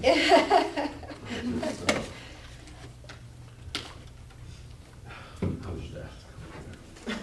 And what was my response? Yes. Do you remember what my response was? Tell me again. I don't know if my skill set Oh, is okay, proper okay, for this okay. meeting. Yeah, I remember that response. And, I have um, it- I But have all that those might be saved. the best perspective for Yeah. us, all of us, because you're thinking of how you can process this in a practical way. So Right, your 'cause I'm perspective is coming out of actually this. very relevant. Well, you know, I wrote curriculum on the mission in the '80s, and it wasn't the way it is now. And when you get away from what I thought should have been done, what we used to do it for us older dinosaurs, you know, I just get so frustrated. I've had a bad week. I've had an administrator come into my room this week, and I mean, it's take a lot of your time. They switched the detention, the 2-hour detentions to my classroom. Oh, no. From the library, and I was told by the principal that we were doing this because the library is a learning environment. And we do not want to destroy that learning environment Any or to have resistance? it in your room. Yep. And I told him that was the most offensive thing professionally Good. someone's ever told me before, and told him why, and he says, well, we don't care. Oh, they said they don't care.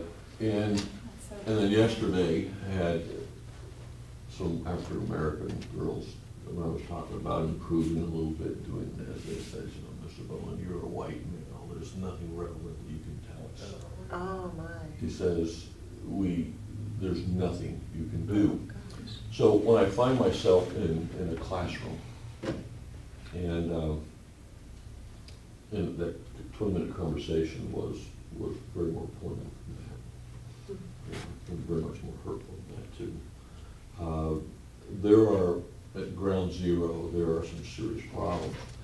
And when you have 2 administrators come into this classroom at the same time, and one sees the artwork and they say, this is incredible what these students are doing. As they turn to walk out, the other guy stands there and says, what you're doing is irrelevant because I don't see your standards on the board properly. How is that being, how is this, you know, how are you doing? Are you meeting them? Yeah, and that's really frustrating for me. You know, when I can give a long list of accolades of my students that are teaching, you know, college with their doctorate levels, art history, and art digs all over the world, and it just goes on, doing national art shows right now all over the country. And I've been Shawnee Mission to get a letter from a parent, you know, the second grader saying, you know, our second grader gave us a tour through the Nelson Art Gallery yesterday. It was absolutely wonderful. He went down through all the things this kid did. I'm finding that as we, there's a great value to this as an instructor. I'm not demeaning this, but I find when these tools are put into the hands of administrators or someone else who doesn't really understand the classroom, they don't equate this to what we're doing very well. And They obviously could not equate the existing Kansas visual art standards either. And I'm just, you know, I give them the old dinosaur. I said, you know, I got the students throwing on the wheel, we got these big bowls going, we got this going, and the principal said, where's your literacy for this assignment? And And I Literacy, got clay all over me. literacy, And they want us to write about everything. take them to that. And I'm just saying, are you kidding me? Can you just leave my Lots of room, literacy please? in that. And it's, Reading, writing, listening, speaking. It Right. doesn't have to, it's not just writing. and, And all I'm reading in saying more is than there. one context, Mhm. non-written Non-text. text. Right. All I'm saying that they're not, They don't get that. they're not getting it. Sounds like they need some, sounds like you and other art teachers need a tool to communicate to administrators. And I think this, Oh, is a yeah. tool. Oh, yeah, and I really like what you have. I really want to take a look at Yeah. that, and I think that's something that they're They can gonna relate to. understand. The Uh, College and Career Ready, there's some books out there. Mhm. Disciplinary Literacy is one of them. It's a very good text. And they're promoting how to think like an artist is what you need to be promoting. And it's not necessarily writing as a science teacher would write. It's writing how, as an artist, how do artists communicate? It's through meaning. It can be visual. It can be visual literacy. So you just have to develop the language to coincide with what they're wanting. And And this so- is all about. Yeah, And and creative that is problem that. solving is big, that's what they want. We are the experts in creative problem Yeah. solving. Oh, of So course. you've gotta just, maybe it's gonna be difficult and more difficult in your school district than Olathe that sat everybody down, the science, the math, the art teachers and Yeah. everybody together and said, what is it like to think in your And discipline? if you want me to come Okay, and that's what present you to your need to- administrators, I'd be Oh, happy no, to. like I say, Jody Lynn, she's great. Okay. And she's working, it's the building administrators, not the district administrators. There's so much frustration. I take challenges on with open arms. I truly do, and don't shy away from them. But, we got our average ACT scores going from 16 to 15 to 14 to 11. And it was when they gave each of the students one of these. Now they don't have to pay attention, they don't have to do anything. And it's created a horrible environment, I think. When I don't have the power to take that away from the student and run Facebook or FaceTime with a girlfriend in math class, administrators told me I can't close that and take it away from them. Oh, my. And it is just Shame. absolute, and the test scores are showing it. Yeah. But they think everything's wonderful, they paint this wonderful And picture, then find somebody else to blame. Yeah, so I'm sitting there Right. going, come on, let me just do what I know how to do here, Yeah. And- And you're doing great things we're for those getting kids. beat over the head. Which is authentic learning. You're teaching, you don't teach art, you don't even teach kids, you teach kids how to learn. Right, and you really teach them to really enjoy what they're doing. A lot of these kids, they're not gonna come to school going for your class. Yeah. We all know that. Right. Yeah. And they want to see the assessment a certain way. And,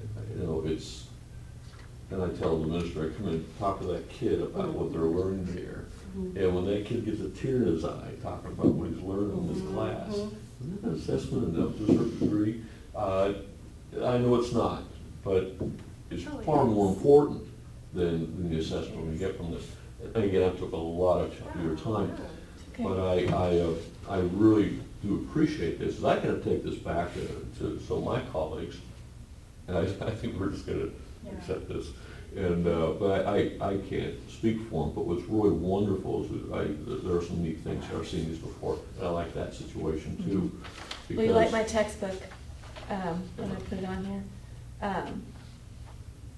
The process I have on here is from the Universal Traveler, Koberger and Brignall from 1974. You had that textbook in college, I'm sure. Did you not? I don't. But that's the Oh, come on, problem-solving process. I'm old, I'm not Yeah. But that's a great book. Okay, I'll take a look at it, Mhm. because it is important, and it's just, I find so often the disconnect between what we're doing in the classroom and what the district or the state or whoever, the Yeah. national level wants us to be doing.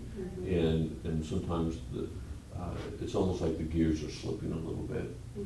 And I know there's frustration. Maybe a lot of people aren't frustrated with it because their brain is geared this way. Mine's not. I'm a sculptor, I'm a ceramic sculptor, is what I do. I do big mosaics and I do crazy stuff like that. And I'm the one who put up the computer. So I do have one somewhere. But it's, I don't know,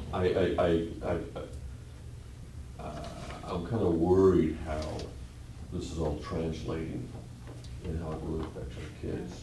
And again, I can give all kinds of examples. I know you all realize that. Do you think you're doing what these standards are stating? Yeah, you know, I do them, and I get most of them, and I mean, someone in your position is like, you don't have them all checked out. I'm not putting that. No, box, I know. okay, but I'm saying, but Yeah. now, Bill Smith was in Sun Mission, he Yep. hired me back Yep. in '86, but, and it was, I thought, he was a great guy. Mhm. But, there's a long story there, but I won't get into that. But, I had this conversation. So I'm doing a ceramics class. To answer your question, and I think in a very pointed way, how I feel. Ceramics class, I take time to do art history on the side with them. And, you know, when you're talking, you know, early Renaissance perspective design, or whatever you're dealing with. And the principal says, well, where's the assessment on exactly what you taught? And I said, well, I'll tell you what, I can give them all a test, and 80% of them are gonna fail the test, I know that, with this group, okay? But I made a connection with 3 of them. And when I do my Baroque lecture, I'll make a connection with 2, 3 more. And when I do my romantic one, I'll make a connection with a few more. And at the end of the year, not all of them, but a lot of them are really gonna have a nice art appreciation. Now, if I were to run an assessment through that, their grades would be 2 grades lower. Instead of a B in my class, they're gonna be a D in my class. Now, what kind of environment is that? I need to guide them to what I'm doing instead of shoving it at them. Especially with the It's a group. process. Yeah, and It's what they not want. about- But I'm telling you, I've been in my But room saying, administrators want- where is that test? Where is that test? Where's the paper? You know, what I tell them, I'll test early, I go to my students, I say, you know what? Y'all keep your heads up, y'all ask questions, y'all pay attention, we have a good lecture and have a good communication on this. You don't have a test on this. It works great. You know, it really works wonderful. And I know that goes in the face of everything here, but that really gets them really involved in it, in teaching that. Well, again, I know I'm teaching the choir, but, so I have part of me just goes my hair on fire, just running from this stuff, especially when you put in your arm the administrators with it. They don't get it.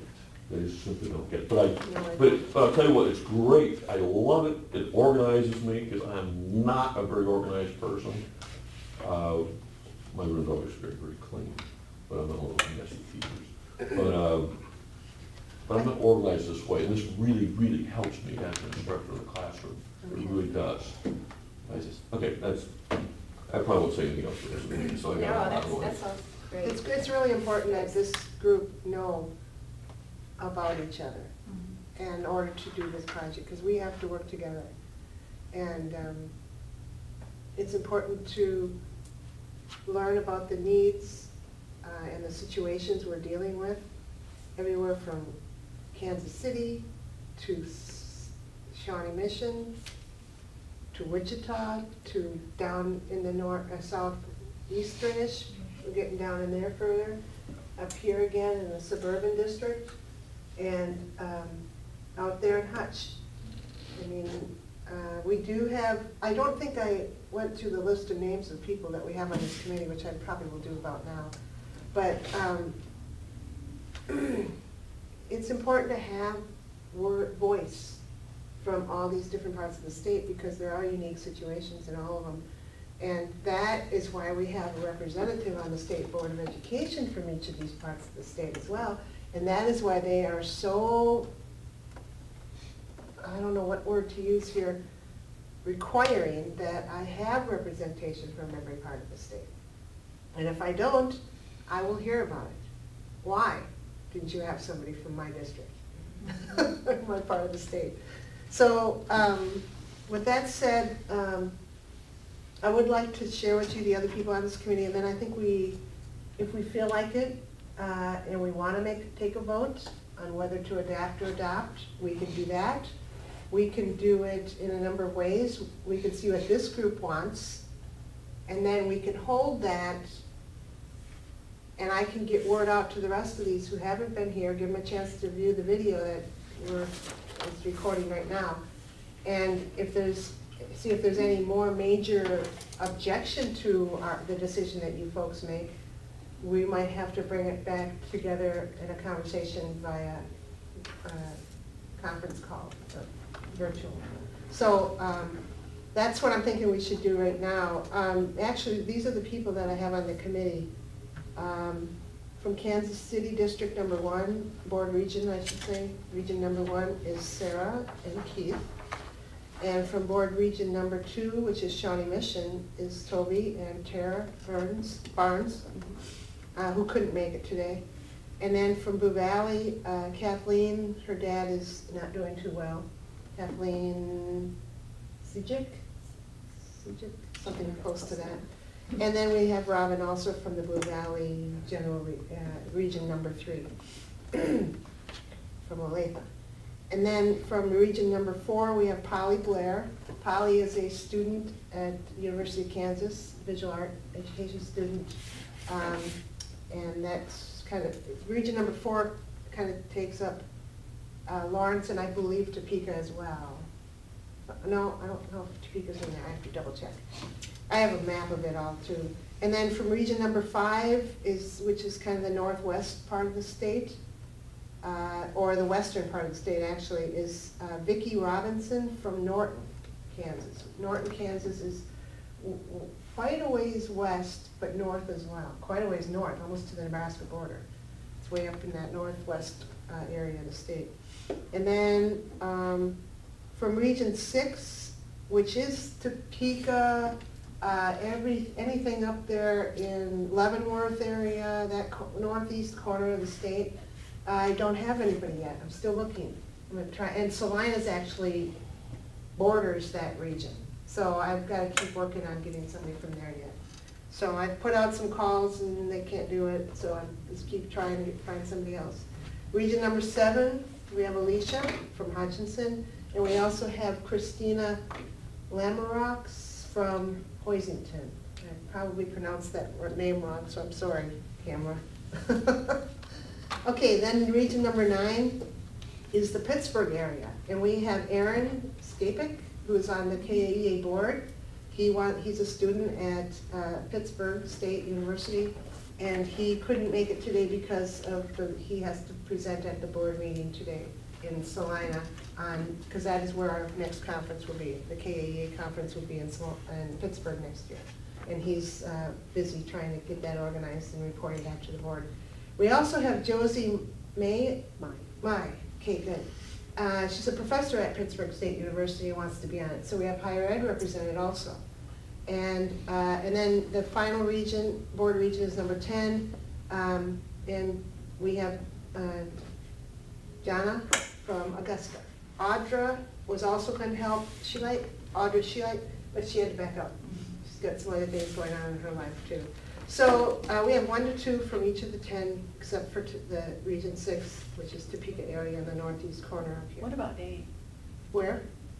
8? 8 is you. Okay. You're on there. Oh yeah, I jumped over that one, I'm sorry. That's Andrea Corcoran is interested, would really like to be part of it. You're here, so you're on board with it now. And then Joel Escarpita. Yeah, Escarpita. He is interested, so I put a question mark next to his name here. Yeah. So, but wasn't able. Those two I just got a hold of like on Thursday of last week finally when Sean got names to me. So, but we'll get them going here. Since there's only 7 of you here, there's probably a good chance that we could do it on face-to-face sometime, which I really would like to do. My budget is really small, only $5,000. So it makes it kind of tight, and doing very many face-to-faces, but what I'll do is I'll get these all moving. I can't tell you how soon you're gonna get reimbursed, I'm sorry. Paperwork sometimes takes forever around here. So you'll get it as soon as you can, and once I know what's used, then I'll know what I have left, and then we'll try to do another face-to-face. Let's go back to what we think we wanna do here. Can I share something that Sure. just sparked when he was talking? I think something that also the standards do, so they can not only represent us and we can use them as tools of our administrators, but they also administrators can use them against us. We need to be aware of that in the wording and when we choose that. Not that I have a perceived issue with that, but that teachers could be held specifically to these statements and whether or not they're doing it as part of keeping their position. And so we need to be aware of that wording and whether we support that on the whole too.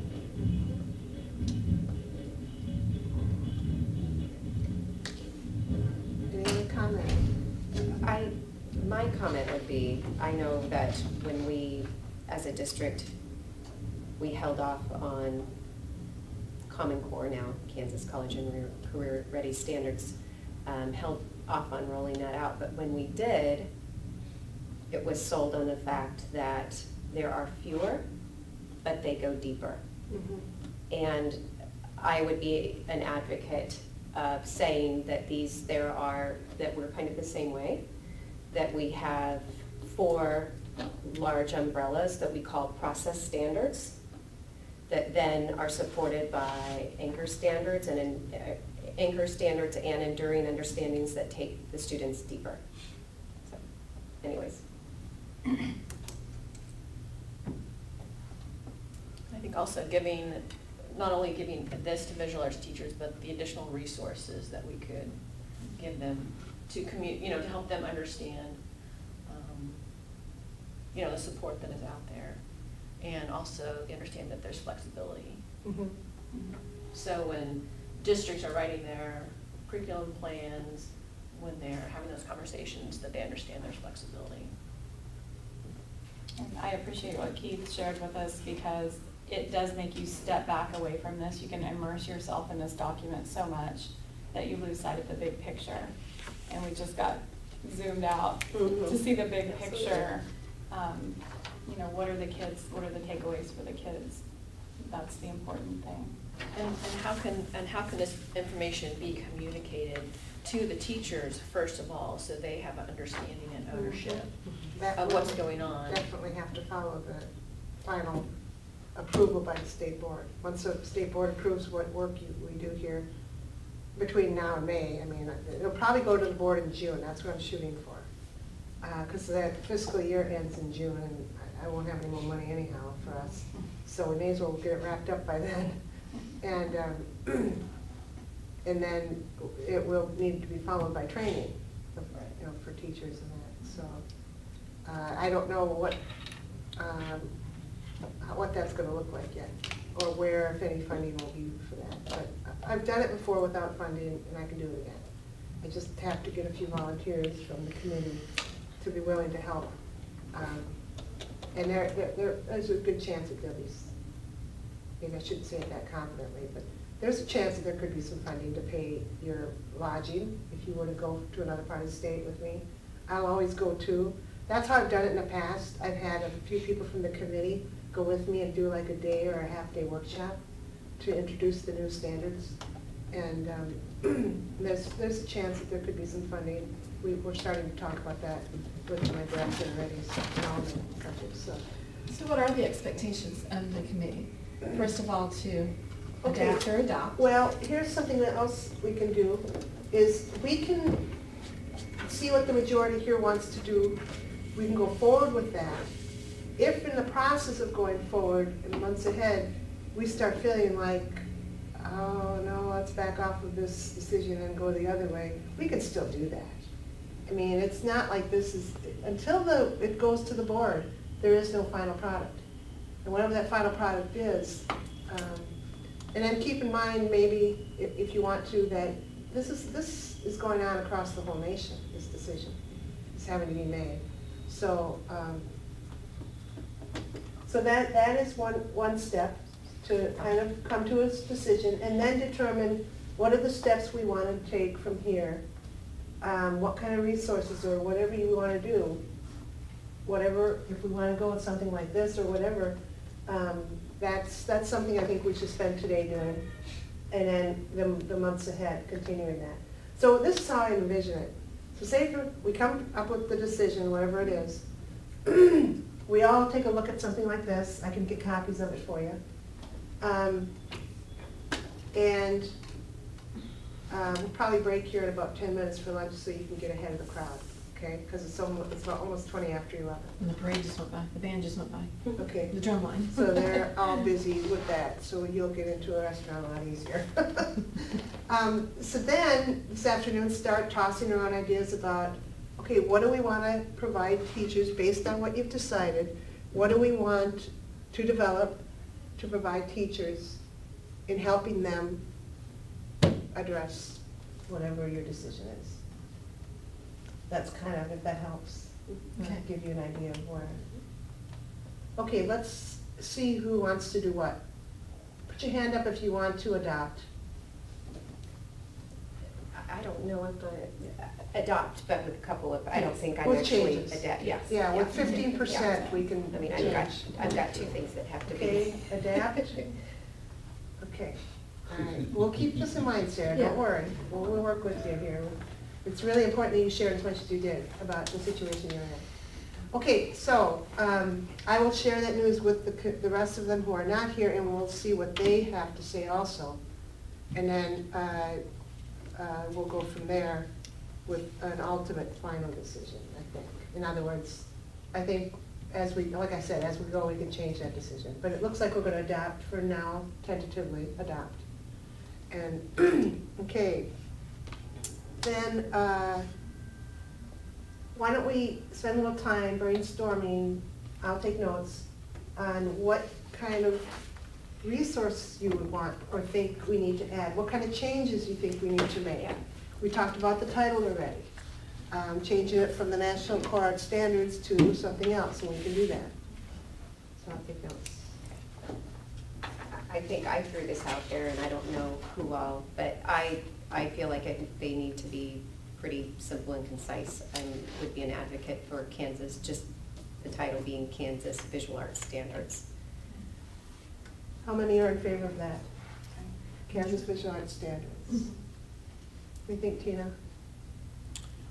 I guess my only question is, like, for math and language arts, what's their? College and Career Ready is what they're using, but that's kind of a generic overarching for all the So we would standards. be under that umbrella. Yeah, I think Just- we will still be calling these College and Career Ready standards, they fit that category, but we'll have our own title to them. Yeah, kind of under the What did umbrella. music choose for theirs? What? What did music choose? They want to stay with the Kansas curricular standards for music. Well, see, we switched it to, when we first said it, you said Kansas standards for visual arts, now we're saying visual arts standards. Do we keep it uniform with everybody else by saying Yeah, that's a the good point. Kansas standard for this, the Kansas standard for this? We started the meeting saying it was the other way, and then we flipped it. Mm-hmm. Yeah, So what do we do? everyone- Just looking at what aren't they calling are they still using National Visual Arts Standards? Music union? Music is. Oh, I'm sorry, not music. Yeah, which way, I think we should do it the same I way think we as should everybody too. else. National Theater Visual is Arts. going with, theater went with, like I said, I can still change that if I get the approval of that committee. They're calling them Kansas Curricular Standards for Theater. Music wants to call them Kansas Curricular Standards for Music. That's the same title we've had in the past. And I'm probably fine with You being wanna keep consistent the with same them title? too. I just think that before it had that word model in there, and I'm not real. I know, I I'm don't not a know. fan of that, because it makes it sound like, well, this Right. is just a I know it. suggestion, you know what I'm I know, saying? Like, yeah. this is just a model that you could use. We want to say that this is, this is what, It's required. right. Yeah, to be standards-based instruction is required in the state of Kansas, so, and that model word, I will talk to my director about again to try to, she likes to have it on the website, model standards versus assessed standards. And that's what how they're distinguishing the two. But I agree, I don't like the word model either, I think it degrades us a bit. So, okay, so Kansas curricular standards for visual art. I wouldn't say we had to switch it, I was No, I. do stay uniform. Yeah. We've gone both ways. That's important to be as uniform as possible. Some states have all their fine art standards in one clump, and they don't distinguish them, like Kansas has a set for visual art, a set for music, a set for dance, a set for theater. Some states just have a whole, all grouped together. Yeah, and they're very broad. Very broad. So, Oh, dear. but this seems to work for us here, and so I think we'll keep going this way. Okay, so that's the title. And then they'll be worded as they are. Resources to help teachers understand is going to be really important. But my only thing, just to back up for just a second, I feel pretty passionately about the fact that we need to call them process standards. Okay.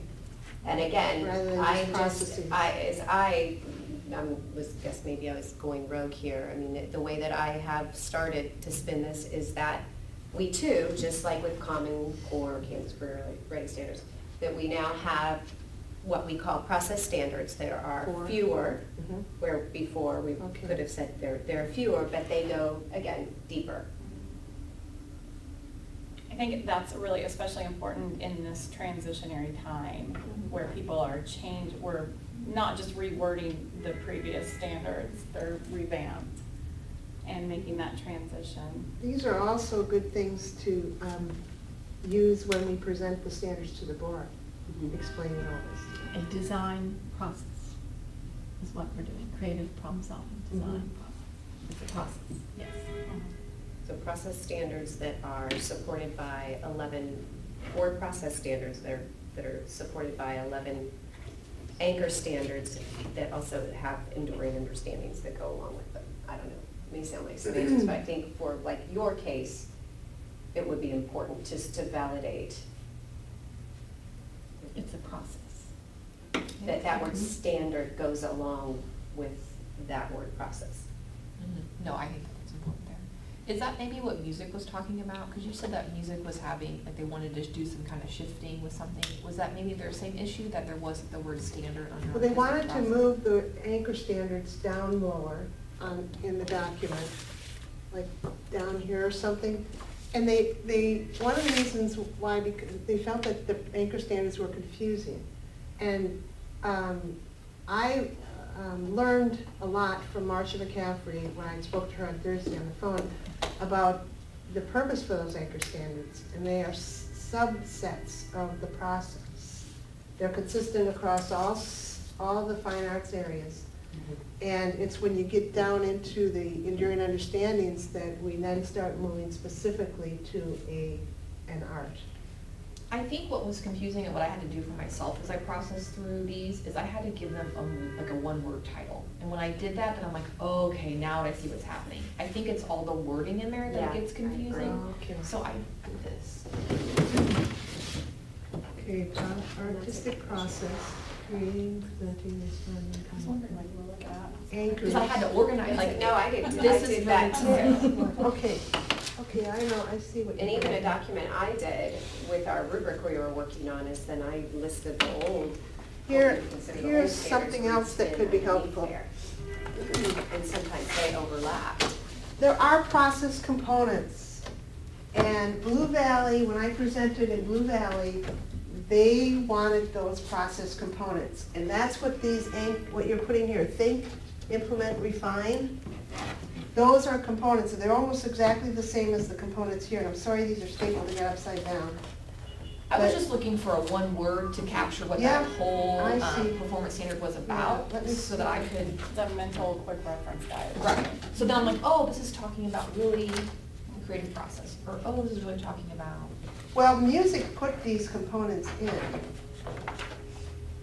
Okay, I think they're possibly all here. If they're not, I know where I can get them. But Let me see if we match.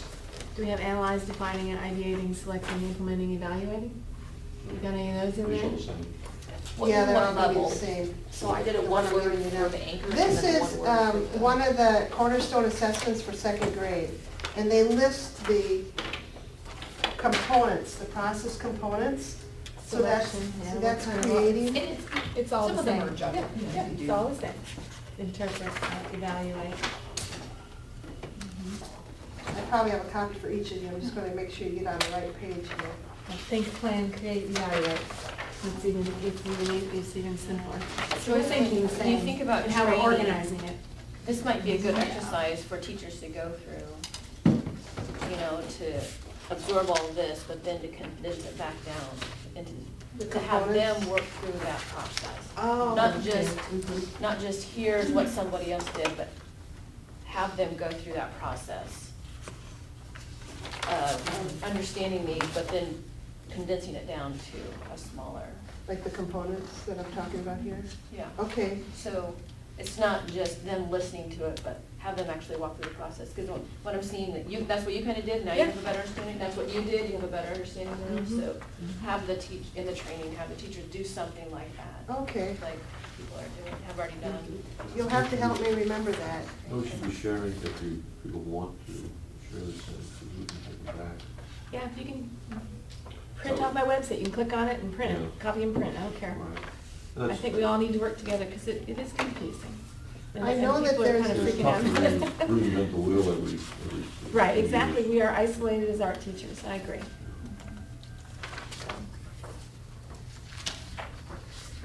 There's another one for presenting, and it's share. There could be other words. I was just trying Yeah. to, for me, I would look across the whole band. What is this whole band talking about? I need to Right. give it a name so I know where it goes in the, and not that some couldn't be slashes or be other things. Sometimes they're confusing and so I didn't always have the best name. But then sometimes once you figure out and you're like, oh, this is all art criticism. You're like, that's what this is talking about. Are you gonna share that with the rest of, can you forward that to the email group if you want to? Just the fact that we can sit down and look at it and. It's not. And kind of compare them to the one Yeah. process components that are here. Is it Yeah, something that just over lunch we compare can print? everything. I mean, not that I'm having trouble with email getting on the internet, so it's something we can print. Yeah, I can print it. Okay. If you just want to email it to me, then I can run upstairs, sync my computer and print it out. I can't get on with this. You can't get on now? No, I Oh, was- okay. I couldn't. Or even at a later time, Yeah. maybe you can facilitate, if people that want to send something, Okay. regurgitate it and spit it back out to us, might help us out, or to print. That sounds good. This more we have, the Our terminology. easier it's gonna be for us. Our verbs are the same, pretty much. And they're very similar to ones I just handed you. I might have Did them. you? Oh, I have them. I could do No, that way. what's on there? That's a Yeah. copy that, here, it's switched. I don't It's think- probably one of those I had notes on. Well, there may be 4 notes on there, it looks like. It's okay. Yep. Oh, yeah, this is the notes I got from, when we shared these cornerstones with the, out in Chevy Chase, Maryland. I was out there Okay, well, it- helping, so I'm glad I know what they I do. better keep them. I know I what better they hang do. on to those. Okay, so, you're thinking of having them identify some steps under each process with single words during the training, even though there are some here. Is that what you were saying, Tina? Well, I'm just thinking about, you know, kind of what they've done, just like helping people you know, to digest all of this, like having them walk through a process similar to what I see people have already done. Okay. What is it like to think like an artist? Okay. I Sure, hear- that's yes. right, that's exactly it. What is it like to Yeah, think that's like it. an artist? And I'm gonna, during, All through the process.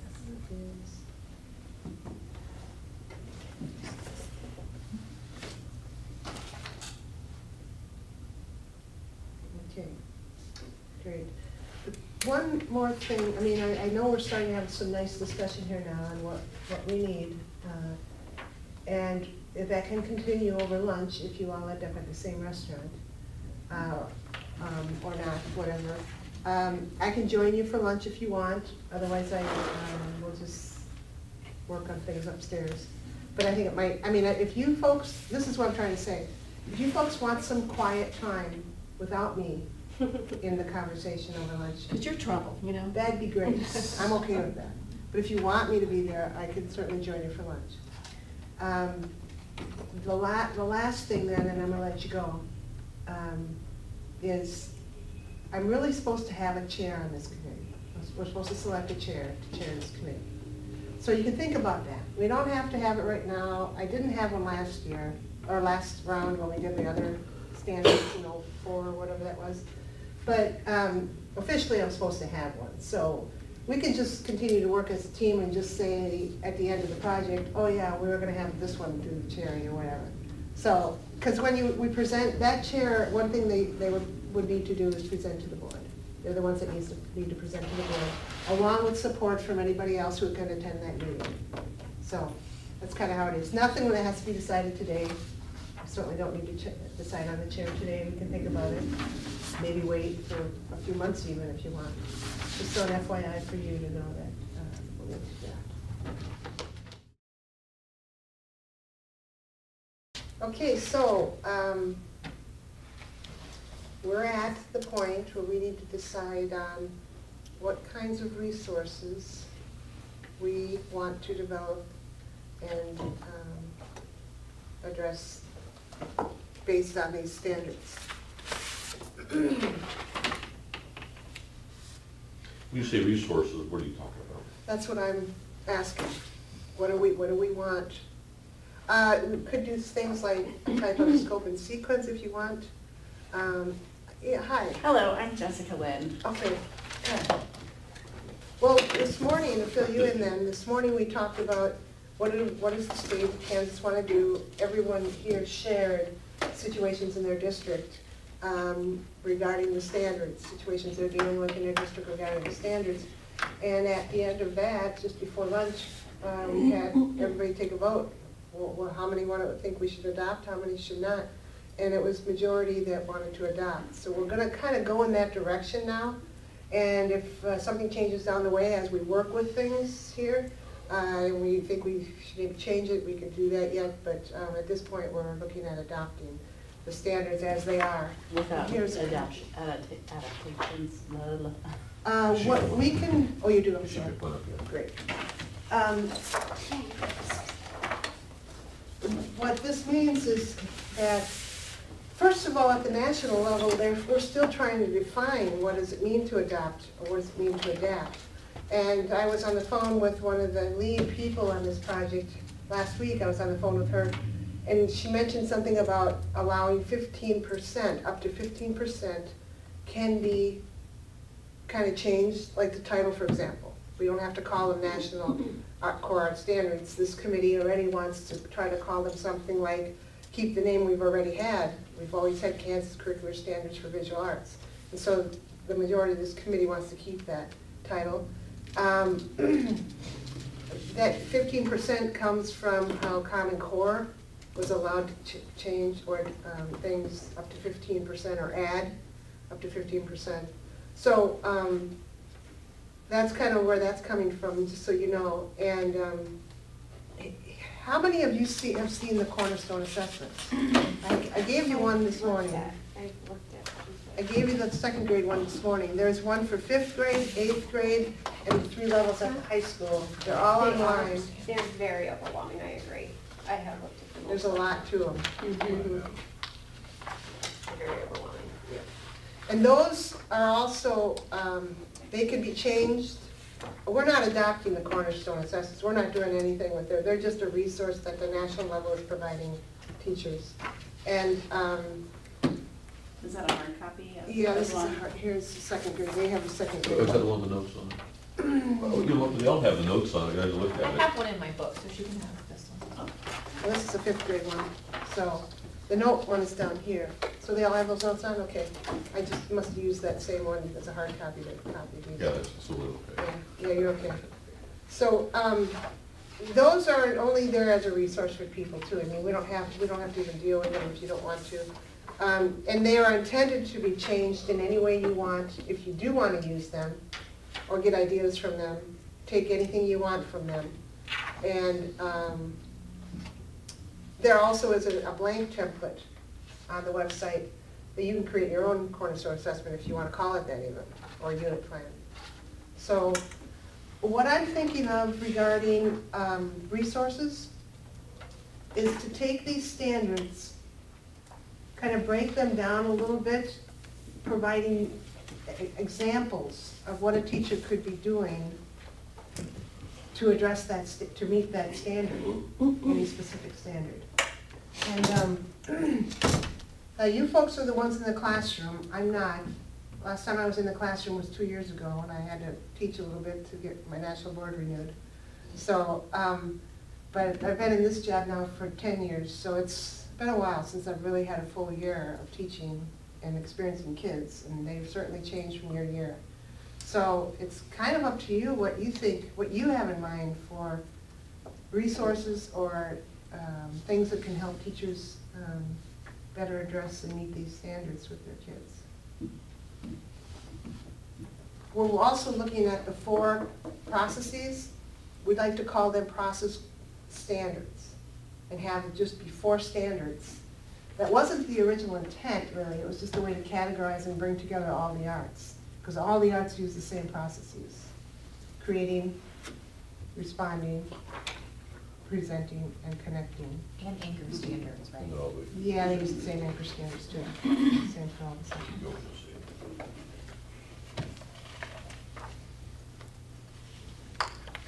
I was gonna ask Toby about those common rubrics that you guys are working on for the different courses. If that might be kind of a resource that we could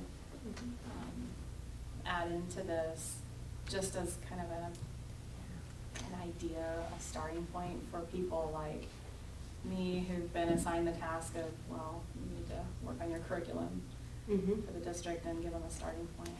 That would Yeah. be really nice.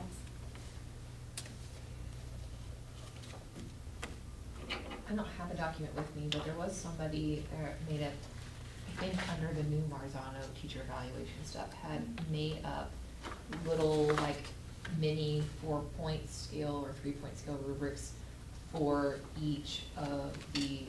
Well, in that case, it's our embedded benchmarks. I don't know, the process is what's helpful, or that would be helpful for other people when they're like at a lock, or, but maybe that comes out of when we kind of define what you could do for each one. The scales, you mean? We did kind of, yeah, it was not done, but, I mean, it was just when we were working on it, you can see, but we were trying to connect to, we have not adopted yet, so we put our objectives there, but. And you're in Shawnee Mission, this is what you're working on? Yeah. But they were a 4-point scale. So maybe, I think I'm hearing maybe some sample rubrics. Yeah, that'd be great.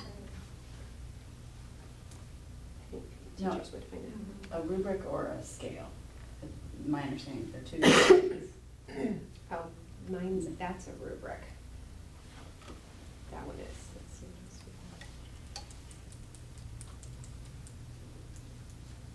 Define the two for me, please. Define the two, please. A rubric is for assessment for grading, and a scale is for students to see their knowledge growth. It's very, I was been sitting in Marzano training, and so it was very, like, I had to be like, but that's the same, but anyway, so that it's not a rubric, it's not meant for grading, it's for understanding of Can you send me one of those? Yeah. growth. Yes. Is that something you're gonna send out? I can, yeah, yes, I can write. Well, can we myself do that a- again with, Could can we- can let me we see what I consolidate all the have stuff for- and send it back out to us? Sure. Or maybe Is that something you can I facilitate? can do See that. what else Or I maybe a have place in to here dock that- all these documents that we're working on then? Okay. Yes, Can we I'm put them saying. in Google Drive and have I like a could. shared folder? I could open up a Google Drive. Yeah. But does Google Drive, so I've had a couple experiences, but they've been a little bit ago, they always mess with all my formatting. Totally Yes. messes them all up. So they're not, Unless if you you're save it a as a really PDF. visual person like me, you want every box, it means something Can where you it save is. it as a PDF and then? You save it as a PDF, then you can, I don't know, I guess you could Okay. do something. Instead of everybody taking everyone's, it's all get messed up. Yeah. That'd be nice to have a common place where we Yeah. can find everything. You're gonna share it with the people who weren't here. But now, are your scales written per project or per standard? Does that make sense? For, Is that how you're using the that scales? one was one that we wrote, It was not per project. It was sort of For grading, standard, so it yeah. was more of a general. Yeah. Which I think makes sense. I think that would Yeah. be more usable if we were giving it to a group of people, because then it's Yeah. applicable. It's gonna adapt it to different grade levels. Mhm. I know, I just feel like these aren't standards yet. I mean, they are standards, but they're not curriculum yet. So, I don't know. Do you mean like how much work you put into them if they're gonna potentially change, or are you saying something else? These are standards that we're gonna base our curriculums on. It's not curriculum yet till at the school district level, it turns into curriculum, that's what we're gonna use at our individuals. Does that make sense? So, So what are you saying your struggle is? I think we need to be careful how we interpret this, because everybody's gonna interpret this differently at the district level. Does that make sense? But I think. Maybe are we trying to- suggested, maybe? Try to help the ones that get Or stalled if out. you do project-based, that's the way I think, I don't know if it's what you guys want to do, but you can actually plug in all of these different things in an entire project, so it's actually what it might look like, so that people can have an idea of, oh, okay, maybe I could do this here for this project, but I could do this here for another, does that make sense? Kind of like a sample menu of where they can plug in things along the creative process. That's how I think about it, but I don't know if that's. Can you see the people agree you with had her. earlier, maybe then I would understand. So You let's had- say, all right, let me pull something out. Let's say, all right, so I present to my middle school students, I present, how would you use a Peruvian retablo with a box with clay in it to, as another project they're working on right now, to represent a current social issue. And so what they're doing is they're taking that problem and they're going through the process of solving it by deciding what, brainstorming, going through all the different creative process steps to come up with a solution. Does that make sense? So their solution is going to be different from another person's solution. So maybe, let's just take the first one. All right, let's do 6th grade. Combine concepts collaboratively to generate innovative ideas for creating art. They're collaborating with their brainstorming. We're pulling all the ideas out of their brain so that when they start to generate their own ideas, they've got support and they've got a structure in place for them to be creative. Does that make sense? So this anchor 1, creating, could be brainstorming. And it connects right there to that 6th grade, I'm sorry. Okay, then move down to here. 6th grade, formulate an artistic investigation of personally relevant content. There you go. What did they choose? They chose, what did my kids choose? They chose bullying. They chose, what else did they choose? Ferguson, Missouri, the shooting there. They did a little vignette of that. So they chose different things, but it's still supporting the creative process. It's the creative process. Does that make sense? So let's go to the next one. So, let's see. Go to 6th grade. Here, demonstrate openness in trying new ideas. Okay, we were brainstorming, we were doing all these things in the classroom. Materials, I made them combine clay with foam core to make the box and paint that and put them all together into a unit, okay? 6, explain environmental implications of conservation care and cleanup of art materials. Well, you got a clay mess over there, you got a paint mess over there,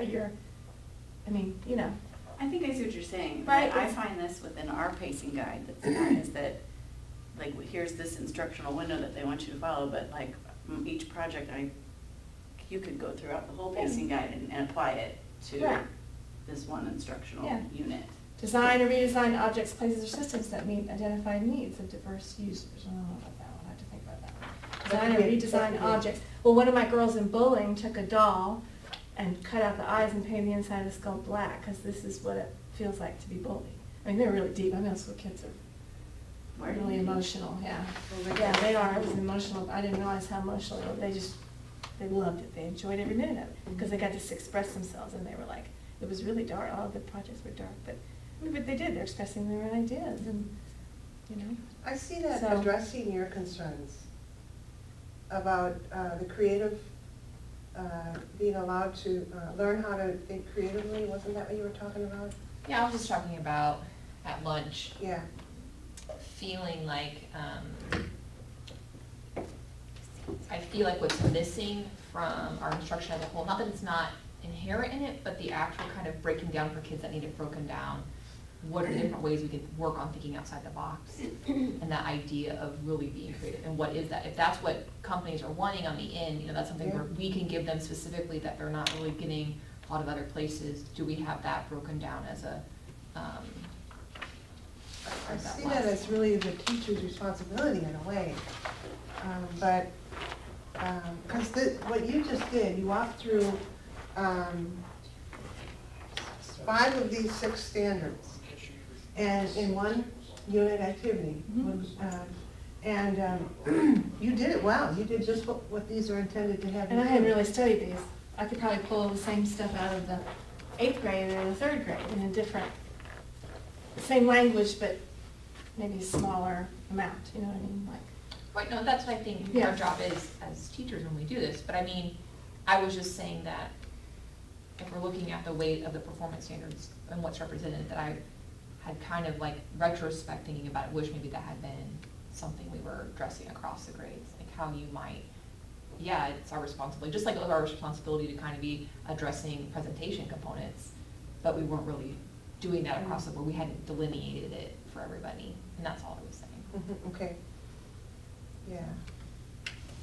And if you get a unit like this one, for example, and you get that one standard there in 6th grade that you didn't think it fit very well, that's okay. Just you can hit it in another unit or activity, still in that same quarter. You have to grade every quarter, right?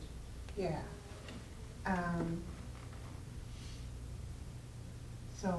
But I think your concern is a very vital one for this project, because it's going to help us format or frame these resources, whatever they end up being, in a way that is going to help teachers, because there's probably a lot more teachers out there across Kansas that have a similar concern. They don't want to lose the way they've been teaching art, and because it was working maybe for them. And then they see these new standards being adopted in Kansas, and they're going to think, oh no, I don't understand these. So, you know, that's where I think the resources I envision are similar to yours. Your example. Yeah, and they are very much in line with the Cornerstone assessments. That's what the Cornerstone assessments tried to do, come up with a unit plan and addresses various standards for that grade level, like 5th grade, 8th grade, 2nd grade in the high schools. We did 6 cornerstones. So, and it's good for you to look at that holistic rubric in that Cornerstone assessment as well. Yeah. Where's that one? I think where that, It's one of the last pages. I think that's what I was, I don't know why they didn't number these pages. okay, It's, yeah, the assessment, it's like the 4th last page, the 4th last one. This page here? And nope, it's probably one before after that.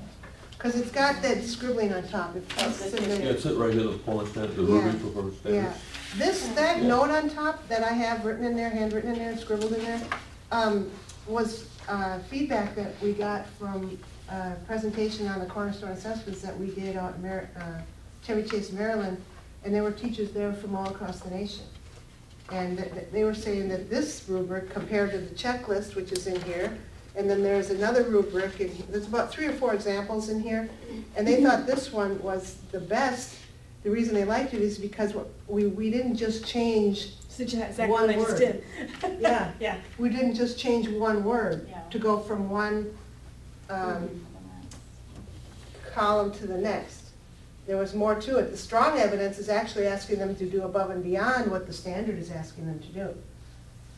And then the sufficient evidence is that they've hit all of that standard. They've hit every part of that standard. so there's the rubric, and then there's also the checklist. Yeah, there's a checklist in here too somewhere. Here it is. It's about 2 pages Yeah, back. I'm in the 2nd grade. Yeah, That's what what I this did. is, 2nd grade Yeah. standards based, holistic rubric. personally, I think we should be measuring to the standard if we're going to measure anything. You know, checklists don't do that. They just say what, you know, did the kid do this, did the kid do that? And it's, This self-critique form, that checklist. Yeah. So, I'm not, haven't Self-critique. read deep enough into this yet, but I guess kind of my question is if we can break down a performance standard into these kind of levels, are these specific to this project, or are these, we'll say, this band interchangeable, and you could drop this whole band into different projects? Right, that's what I see it as. you could. That's what It was written specifically for this unit plan, if you want to call it a unit plan instead of a cornerstone assessment, but you can use the same descriptors for any unit. Because that, to me, would be user-friendly in the end, that if I'm struggling as a teacher, it is hard to process that whole unit. Like, you saying it's one thing, even a Right. visual picture for me would be totally different, but actually trying to read this paperwork to figure that out. But if you presented to me something that had, for each performance standard, a possible way of breaking it down into this scale, now that's something I could pull, I could put it on any project, it now becomes multifunctional, and not something that we did a whole bunch of work on for one unit. That if you change one element, the whole thing's gone, where if it's something you can use in lots of places, and it's pretty. I believe this rubric can Process be. plugin. Is there a generic version of this, or is this one, is there one in existence, I guess I should say? I don't know if there's really a generic one. I actually wrote this rubric with Marilyn Stewart. Her and I worked hours and hours on these for each of the 6 levels that we wrote them for. And I just don't see why you couldn't just use them as they are and plug them into anywhere. But I don't know if you want to call this a generic one, yeah, then there is a generic one. But all these are really doing is going across horizontally. You have your performance standard there, collaboratively brainstorm multiple approaches to an art or design problem. If there's no evidence, they didn't offer any ways. If there's limited evidence, they offered one because the word multiple is in the standard. Multiple is more than one. So that's why in the sufficient evidence, they offer more than one. Maybe they only do 2, well then that's fine. Maybe they do 5, well that's great too. But as long as they do more than one, that's addressing the word multiple. And then in the strong evidence, they offer multiple ways for approaching an art problem that addresses personal interests and provides rationale. See, the standard doesn't say they have to provide rationale, but we've added that to give credit to a kid who would do that, maybe going above and beyond, meeting the standard.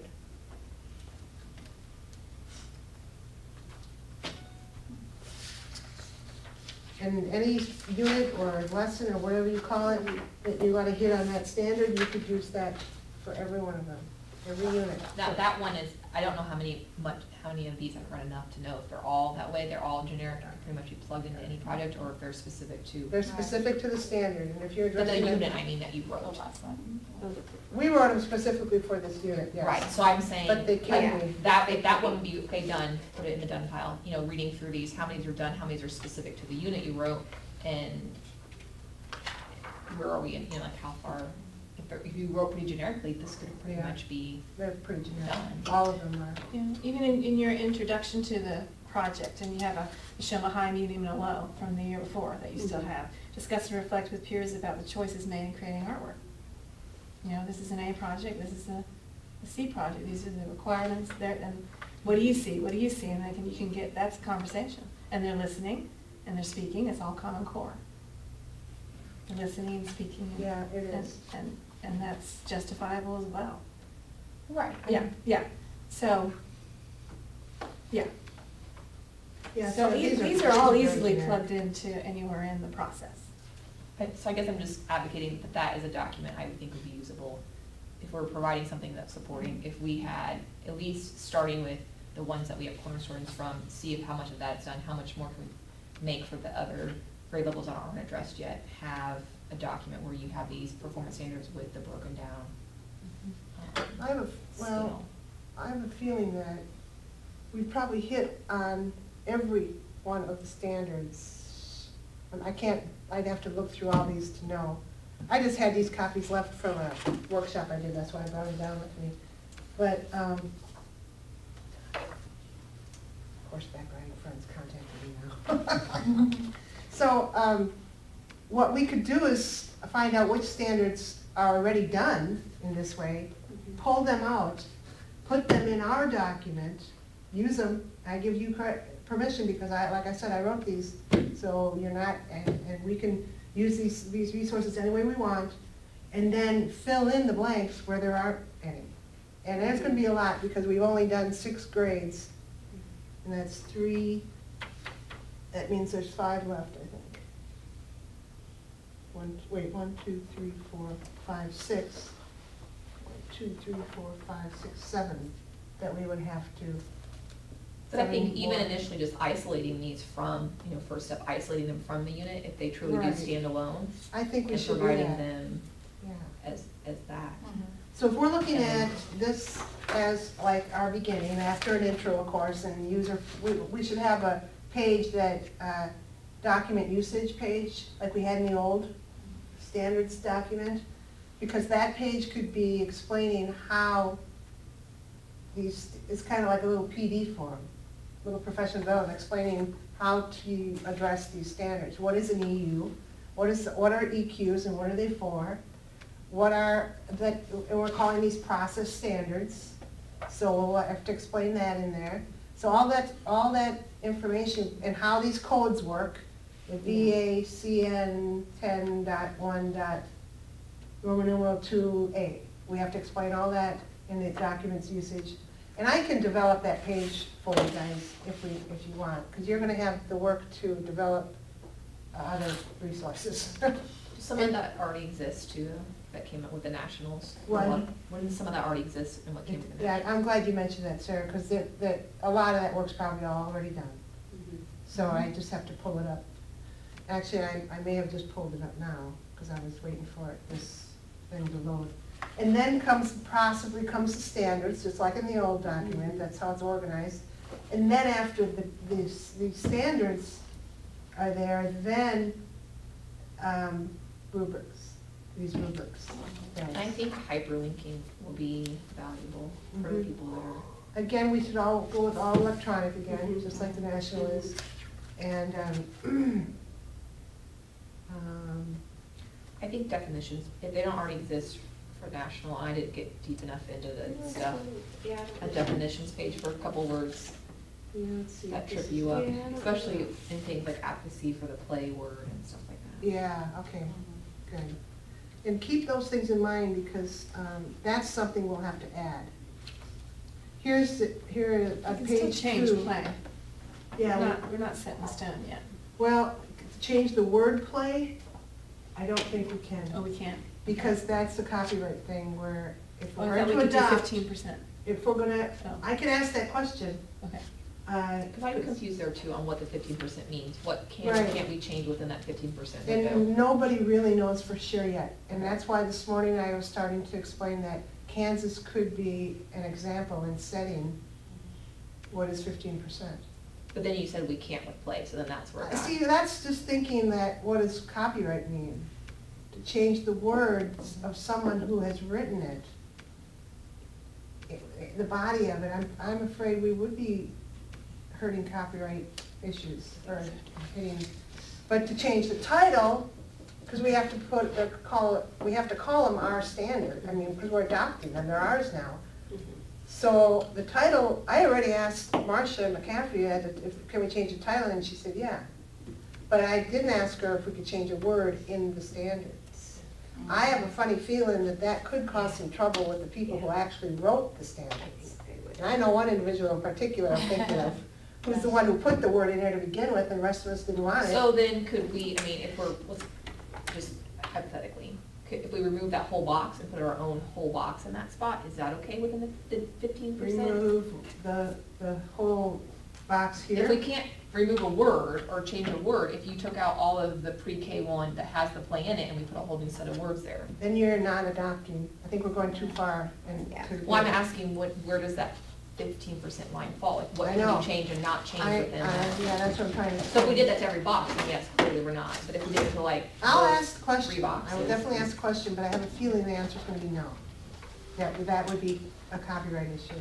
Now, what, 15% is kind of weird, It because, is. No, it is because are you taking 15% of the words of the document and changing? You can change 2 or 3 words and change the meaning of a whole document. yeah. So that 15% is kind of really obscure. Yeah, yes, It is, please. and when Common Core from ELA and math, that 15% meant that they could add up to Yeah. 15%.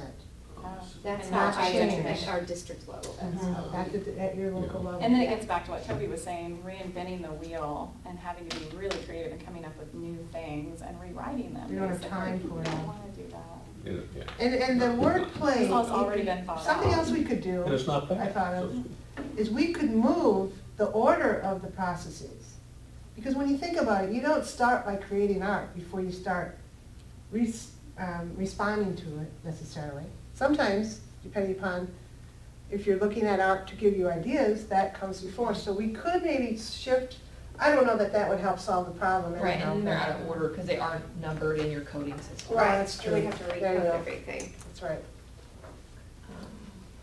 And maybe it wouldn't be so bad if it wasn't the first 3, you know what I mean, like. I know. And that's only where they are, they're just right there, bang, bang, bang, and then it's kind of, Yeah, if it's, I know that's gonna keep bothering some people like a thorn in your side for a long time, but if we really seriously want to adopt, I don't think we could start changing words that writers have written. The problem is with the word play. Yeah. What is your issue with it? it's not my issue, as in I don't understand what it means here. It's that if I were to hand this document to my principal to support my content, first 3 words he's gonna, play. And I already have a problem saying, no, I'm teaching. What I'm doing is valuable, but the document says, if you just were to peruse the beginning of it, that we're playing. And that's all. Passive exploration. But there's quite a bit of research in the Right, and I power think, of play. yeah, Well, we have to yes, get, we have but- to put that in our documents of. We'll have to definitely make it clear in the document, and the administrators should be reading that first page anyhow. Yeah. Um, And we need to acknowledge people's problem with it. There are other people out there that have a problem with that Mhm, word. there are. We're acknowledging it, we're saying, yes, we understand, but here's some evidence that supports this is not such a bad word. No. The high school kids play all the time. Right, but it's a little, I think, I fully understand what you're saying. as a second, when I did secondary, it was a different battle. Perception. Than in elementary school, I just think of us as teacher plan time, and kids are just coming into my room to play. They want to pull them out of my class all the time for testing and all the other things, and I tried to always say, And I dealt with that where it was, they'd come late to pick them up, they, drop them well, off you just dealt early. with it Yeah. with the room. They want Right, to use your right. room, the kids are just playing in there. And that was the not really- biggest frustration I had in elementary school, is I felt like a classroom teacher's, I was their babysitter. And I really, there were things that they said over a couple of years, you're going, I really feel like I'm at a different level with them. And I feel like that in the middle school sometimes. I mean, yeah, but when you take other ones, do you take other core groups and you take them while they have the plan time like kind of thing? we have, all the electives have 6th graders at the same time because that's their collaborative There's a plan. collaborative time, yeah, so you plan still time. get it there, yeah. Yeah. But that was probably my most frustrating thing as elementary teacher, because I felt like that was the case. And so when that word plays in there, it kind of makes it look like, yeah, And you are it's- recess. Yeah, Well, but it's that's even just a our trial. baggage. Well, It is, right. and it is. Yeah, I mean, you kind of have to go, yeah, and But you watch know- what we can do. Mhm. Fine, I don't care. Watch what we're gonna do and watch what your kids are gonna learn. Yeah. Yeah.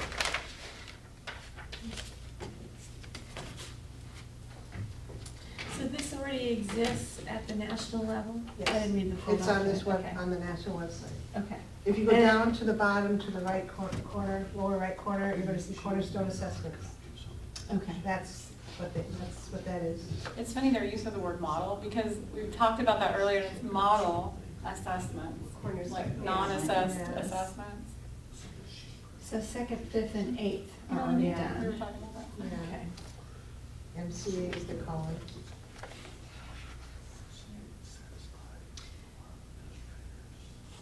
And then the high school's already done, so we wouldn't have to do the high school at all. Yeah, we wouldn't have to do high school.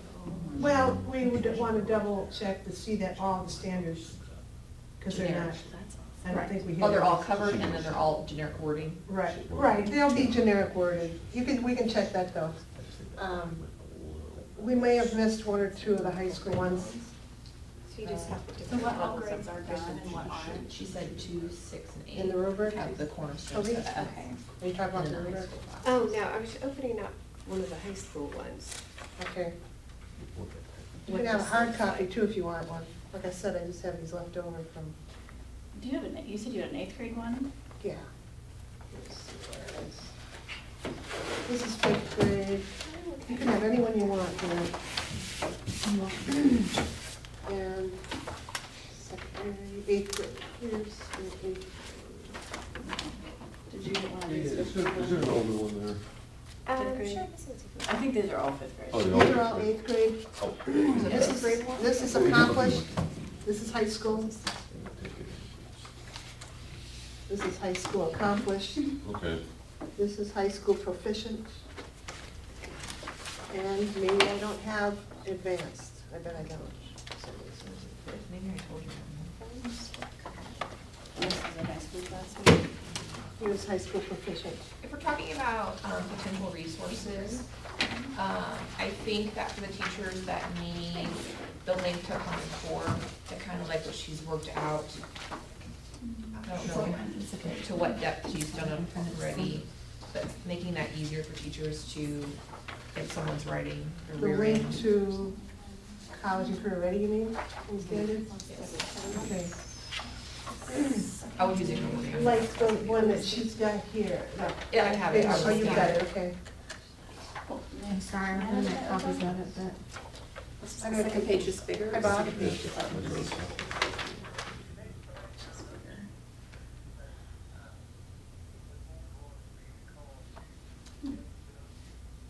Is that the same I thing? like the essential questions too. It's the same thing. Oh, okay. As far That's as good. I'll saying announce that right where now. essential questions were added on the board. The KSDE board just decided or announced that they will, can you say that word, how'd they word it? Endorse the national standards. Okay. Is that right? As written.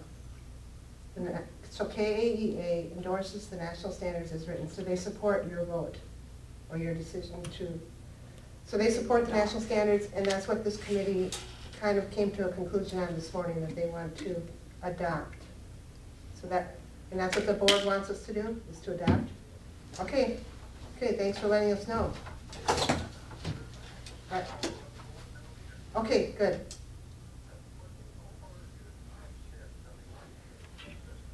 Right now we're brainstorming ideas as to what we might want to include as resources.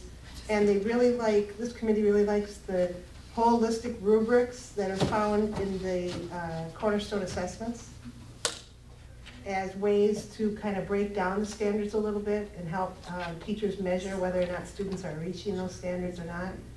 And we're talking about an intro page to kind of explain the document and how to use it. What are EUs, what are EQs, what are anchor standards, what are the processes and such. So we're talking of kind of brainstorming for ways to come up with things that can help teachers with these standards.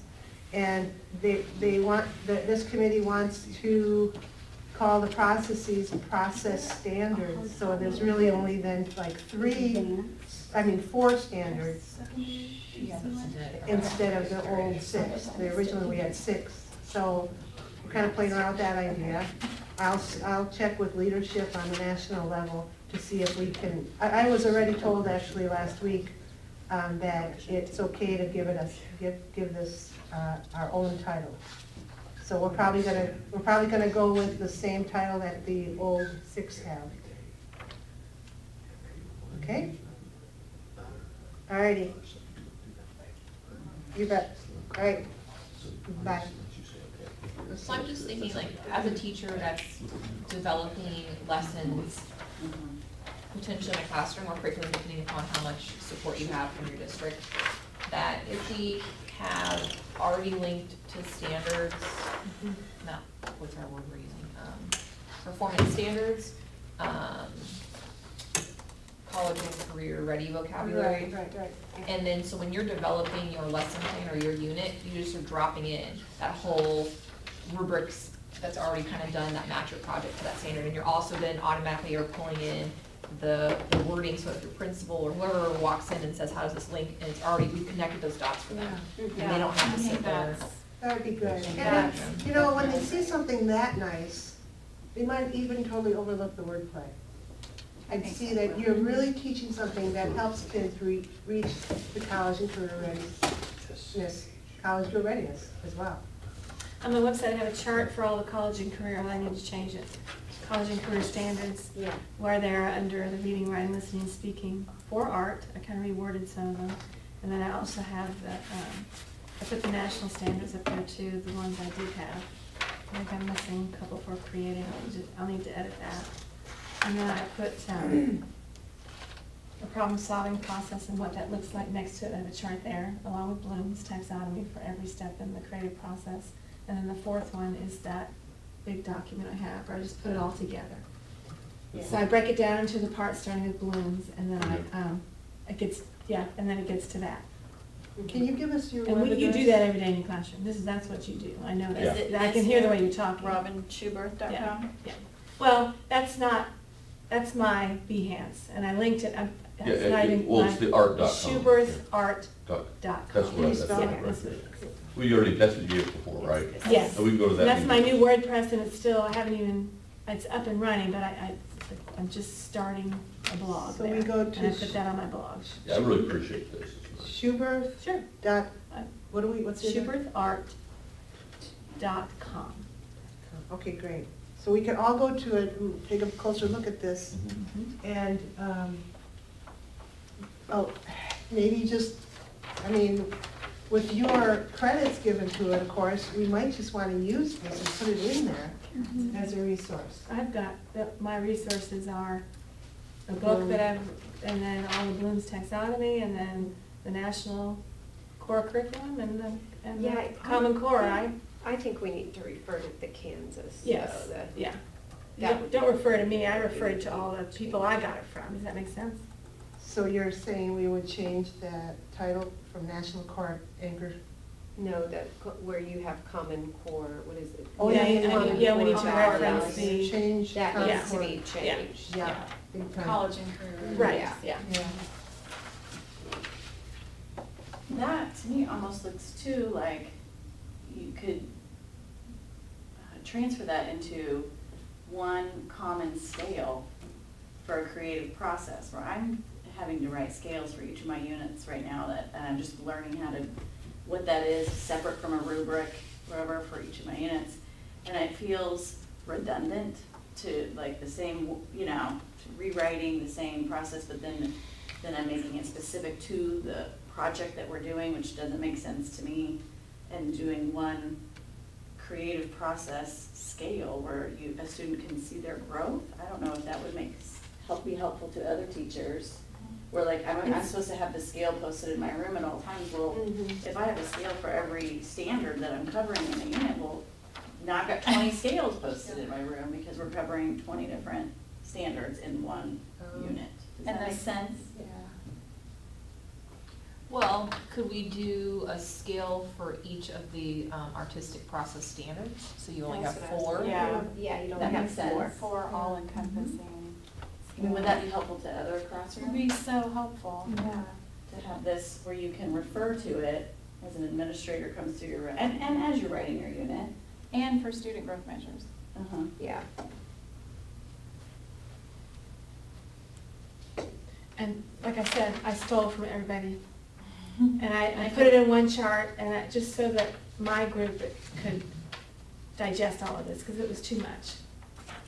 So, to get them into the career and college ready, we're hit with that this year, and then now this one's new, and so I was just trying to make it more But I feel digestible like for you my could group. adapt that into that Marzano learning Oh, yeah. scale, and I like Oh, the yeah. idea of the 4 processes.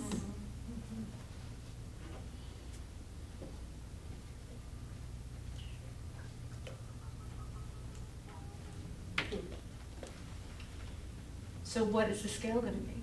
Yeah, What are I the don't levels in need the to scale? look I've done Marzano, The Mars, but the way we've been practicing it in this Marzano 3-day-long central office meeting, is there, it's 0.0, which would be no evidence, like we've, and then 1.0 is evidence with help. And then the 2.0 is the standard. And the 3 and the 4 are above and beyond.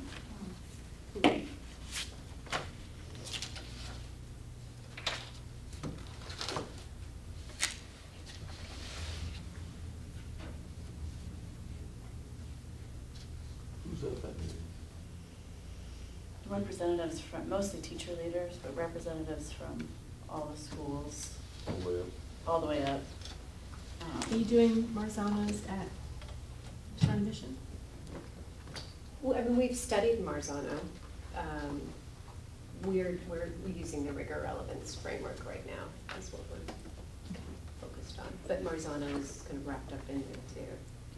Are you using Marzano because it directly links, or using it directly linked to our teacher evaluations? An odd observation.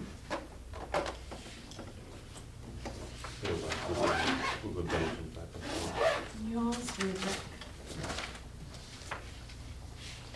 is 4 levels, right?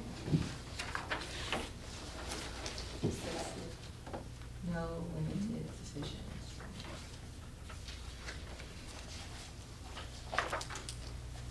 Four levels, yeah. Is that the same in your holistic rubric? There's 4 levels in our holistic rubric. I apologize, I Oh, do yeah. have to go. Yeah, Sorry. enjoy your- I wish I could stay for the entire time, but thank you. It was nice meeting all of you guys. Well, if you got 2 minutes, Sure. we should think about now how we're gonna proceed from this meeting. Are you guys available for up to at least 2 conference or webinar, whatever it end up being, virtual, up to 2 a month? Or do you think we're gonna need more than 2 a month? I don't think so I either. don't think so. And They'll go about 3 hours long. When they gonna be, on Saturday, We can, whatever works best for all of you. or Monday night, Saturday? I guess the question is, are we planning on doing a lot of work and then we're coming and just presenting what work we've done? Or are we working in these? I think we should do both. Because I think work should be done before the meetings and then share out, and then there might be some tweaking once we all discuss it and look at it. So that's kind of working during the meeting as well a little bit. But a lot of it's gonna have to be before, because these meetings will only be about 3 hours long, and I mean, they can go longer if you want them to, and we can either do them Saturdays or after school in the evenings. The work we do between meetings, is that gonna be like committee work or are we working independently and stuff? I think we should do committee, yeah. And any dates that are better for you, I mean, as far as times a day? Evenings 6 to, let's say, what if we went 6 to 9 evenings? Or Saturdays are fine, Either one's fine. okay. I go to bed at like 8, so. Okay. We'll kind of come up with the next meeting kind of thing, Okay. and we'll let you know. Yeah, just let me know. Okay, I kind of like the whole sign-up thing that you sent out last time. Okay. You know, pick some dates that work for you okay, and all right, kind of try to come to a consensus let's that do it seemed to work poll, for you. okay. Yeah. Will these be also recorded, so if we can't, if it's, They will be recorded, and I'll and we probably, can go back in and watch those right, then? yep, in case you happen to miss one, or you want to go back and review Oh, what was yeah, yeah. discussed. Also, it'll probably be through Adobe Connect, which is a program that we use here at KSDE quite a bit. It's really easy. All you have to do is go to this website, click on it, and you're in. Can you send us the? Yeah, I do definitely it. will send it in there. Great, thank you. And then I'm gonna try to figure out a way, I'll have the IT people here help me figure out a way to house a site that we can house all the resources and all the work we do, so that you guys have access to that at any time as well, That'd really help. okay? And then it can get kind of messy. I was thinking too of Google Docs, but if it causes too many problems, I'll ask around here for something else. I've used it, we used it. Yeah, Yeah. There's some that we can't, because they're not safe enough for us to use here, so I'll have to check and see. And Dropbox, you have to be able to load on your devices. Dropbox is the one we can't use here, because they consider it not safe enough, so. Because you can pull files out of there. And if we do create a place, I think there is some value in, as we work through documents, we save them with the date you worked on them, so we Mhm. keep old drafts and the new drafts Okay. as we move along. Because sometimes you decide like, oh, we needed that, or. Okay, and I'm a little nervous about allowing anybody to write on any of the documents at any time, because we can get really messy. We almost all need our own color of font to do that, and there's not enough colors for everybody on this committee. Unless you start coming up with some really weird colors that almost look like the same as another one. So I'll think about that, I'll keep that in mind. And anything that somebody wants to work on or add to, they can kind of do it on their own, download it to your desktop maybe. And I think part of that's also the art, yeah. Yeah. You can add, Comments. Their comments. But even like If on it's a our Google Word and Doc, stuff. you can add your comments. because you can That would do, be if it was a Word document, you can do things like it'll track all your changes. And so Yeah. everything's noted down the side that you did. But then it can also, I think if we're working on things initially, at least if you're striking out a section, you leave it there. You just strike it out so people know Uh-huh. when you're referencing the Okay. multiple documents. And we'll definitely go with committees. Right now, okay, if you gotta go. Oh, no, it's I think Okay. people should. Now with committees, I think what we've got started here are some items. What Robin has here is one item. Going through these rubrics, seeing what we want to keep and what we need to add is another project for a committee. What else were we talking about? I think Sarah, you had. Linking, kind of what she started, but this is done by her, her processes this way, but linking the college and career ready standards Yes. to our already existing art standards. So if you did that art standard, you're also teaching this. Okay, that is embedded in here. Embedded, but we need it identified for Okay. teachers to Okay. share with their administrators. When we get online, when you get on that website, the national website, do you notice that in these standards, some of them are colored red, some words in it? I'm not quite sure why that is. That happened after it was released in June. So I can check on that.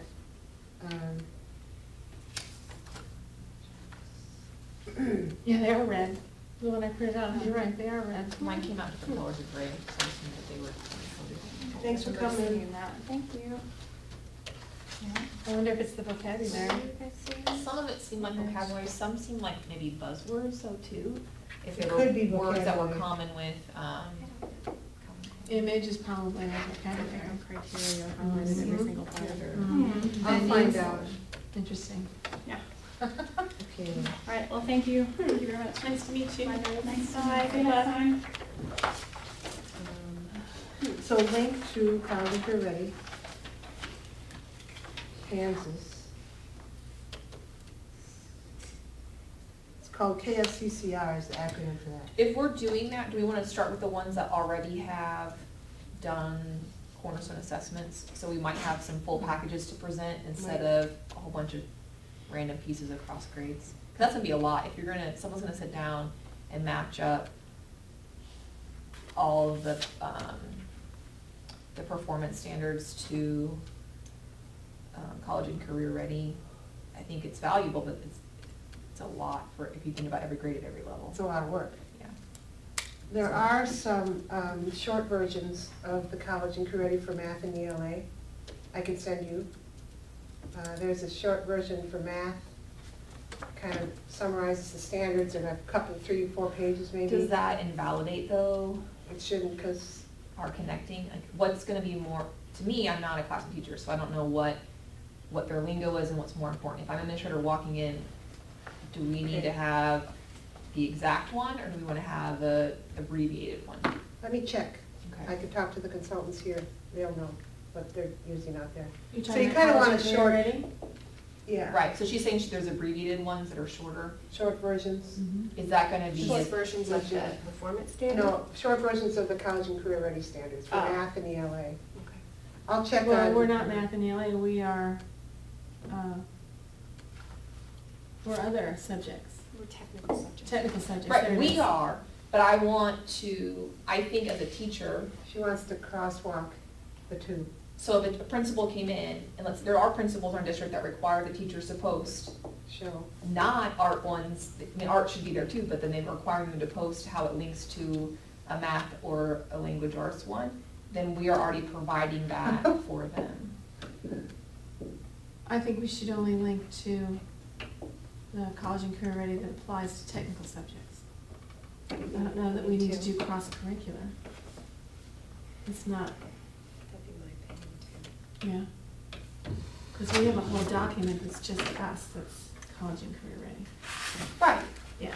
this was just a supporting one. This isn't the document. But you want to support it with, we don't need to connect it to English language arts because we have a separate document for reading, writing, listening, and speaking. It's already there. Does that make sense? But when I'm a teacher and I'm pulling out my stuff from this document, creating lessons, we talked about having the rubrics they come across, it's already all lumped together for you, so you can pull whatever you need. And so is that gonna be able to pull that quickly, or is it gonna be laborious to find that? We don't need math. We've got our own document. We have our own, I'm gonna say Common Core document that applies to the arts. So are you asking, can we cross-curricular You can within the system? cross-curricular, yes, Is that what you're asking? but I don't think, I don't know that we're. No, I'm just that's what saying I'm that when I pull out my art standard, someone has already figured out for me somewhere else how that links to math and reading. So if someone was asking me, who's done that? In your district, somebody's done that? yes, they do that to teachers sometimes. Okay. So just then that you don't have to dig through all the other documents to find it, it's just already there. Okay. That's all I'm So you're saying. suggesting doing that for every subject? For every subject, no, just math and reading, right? Just nothing. So then, But I like see social this- studies, they would say, well, how come you didn't do that for social studies, or why didn't you do? They don't teach science in KSDE, do they? They just started. They start- Well, I'm just saying, like, where's the line though? Like, I mean, you could cross-curricular anything. I mean, that's just more. So maybe before when I was presenting that, we weren't on the same page about what I was asking. Yeah, this has been around a I was long asking time. questions to try to understand what you're No, saying. I think that's fine. Yeah. Well, I'll tell you, all that's really awesome. I taught cluster courses, and talk about the most awesome classes you'll ever see that kind of go that direction, where the students are rotated between a science and a math and an English and a history teacher teaching the first 20 years of the 20th century, or the Renaissance or something. So, I mean, I'm always kind of looking for references where I go on what I have, and it's already been formatted out so I can tell the students when I'm dealing with something in Greek history that, okay, your math teacher teaches this, and this is where this came from also. It also came with a sculpture. I mean, those kind of references are you kind of leaning toward that, the availability to that?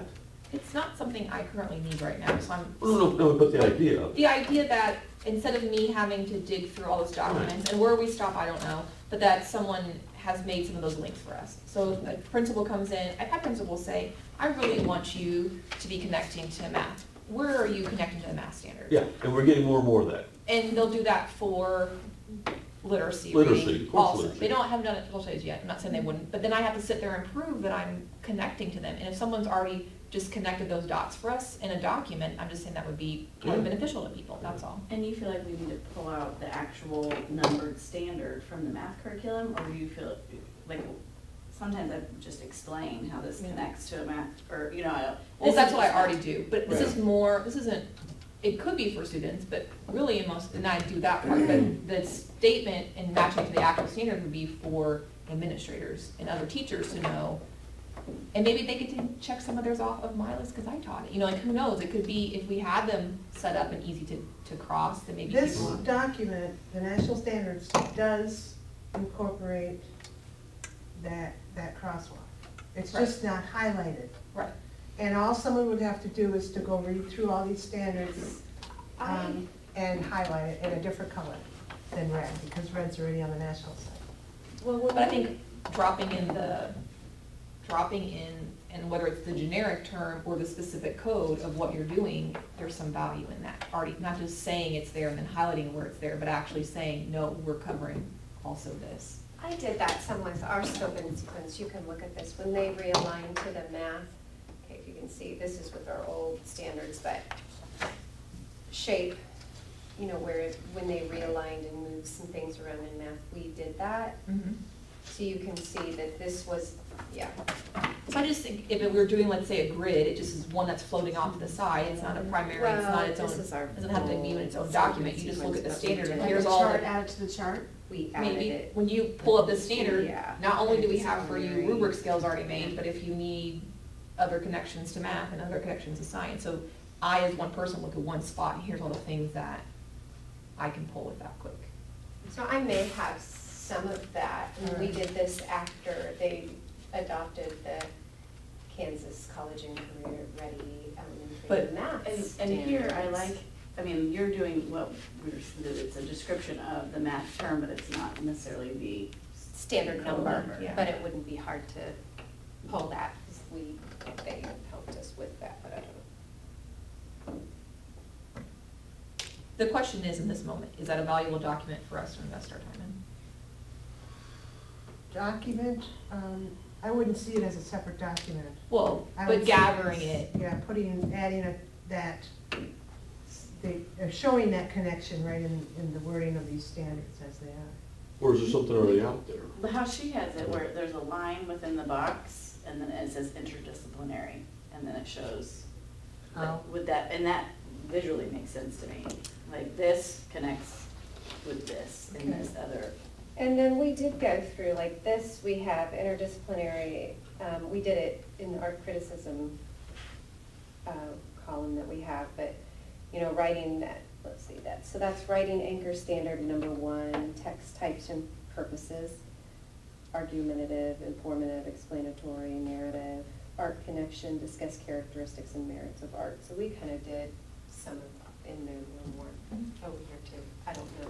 but I think I think because of what you said, we can't do a whole lot to this document. So I'm thinking of a separate document that's that has all this extra kind of bonus stuff we're talking about in it. So we will virtually have 2 copies of the standards. One the way it is and the other with your additions.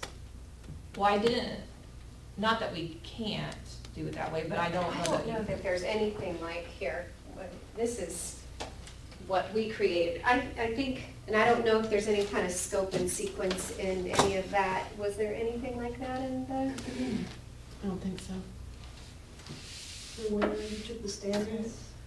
Well, we did that, see how I broke them down into the elements. I mean, they grouped, I don't know, it's just a format thing, but. This is a standard The- column? Well, they're the 6 standards, and then what we did is actually that these are the elements, and the other one had the principles, and then, so this is the standard. Mhm.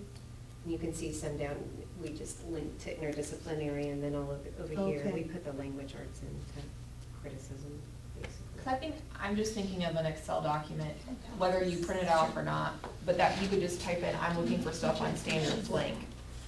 And then all, you know, across the cell grids come up, you know, already done rubrics for that grade at that standard, already pulled up links for that grade and that standard.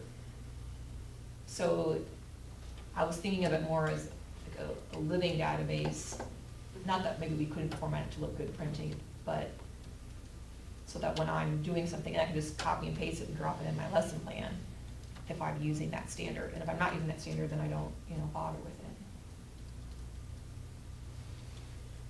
Well, I think it's something that you should play with. If I can use the word play. Explore. Explore. And bring it to the committee, and we'll put it up on the screen during our, So like, when we say explore, like, take a grade in a section and try it out and show you what I'm talking about? Yeah. Okay. that's what I'm thinking. I think the elementary school teachers would like that, I think. Because I think that Well, there's middle more. school Maybe teachers. some work, but I think, Yeah. My teachers I'm use just- that a lot, yes. that document, well, I actually, it's am- a poster, and it hangs in their I classrooms. see that would They be use good this to a do ton. too, yeah, my teachers are asking for posters too, so that when their principal walks in, they can say, this is what I'm doing, so this. So- In the classrooms in the elementary, what they've done is someone had made little like sentence strips of all the standards already typed out. And and the performance standards typed out, and then they just change them out as they're teaching different ones, so they're not. My teachers are doing it too.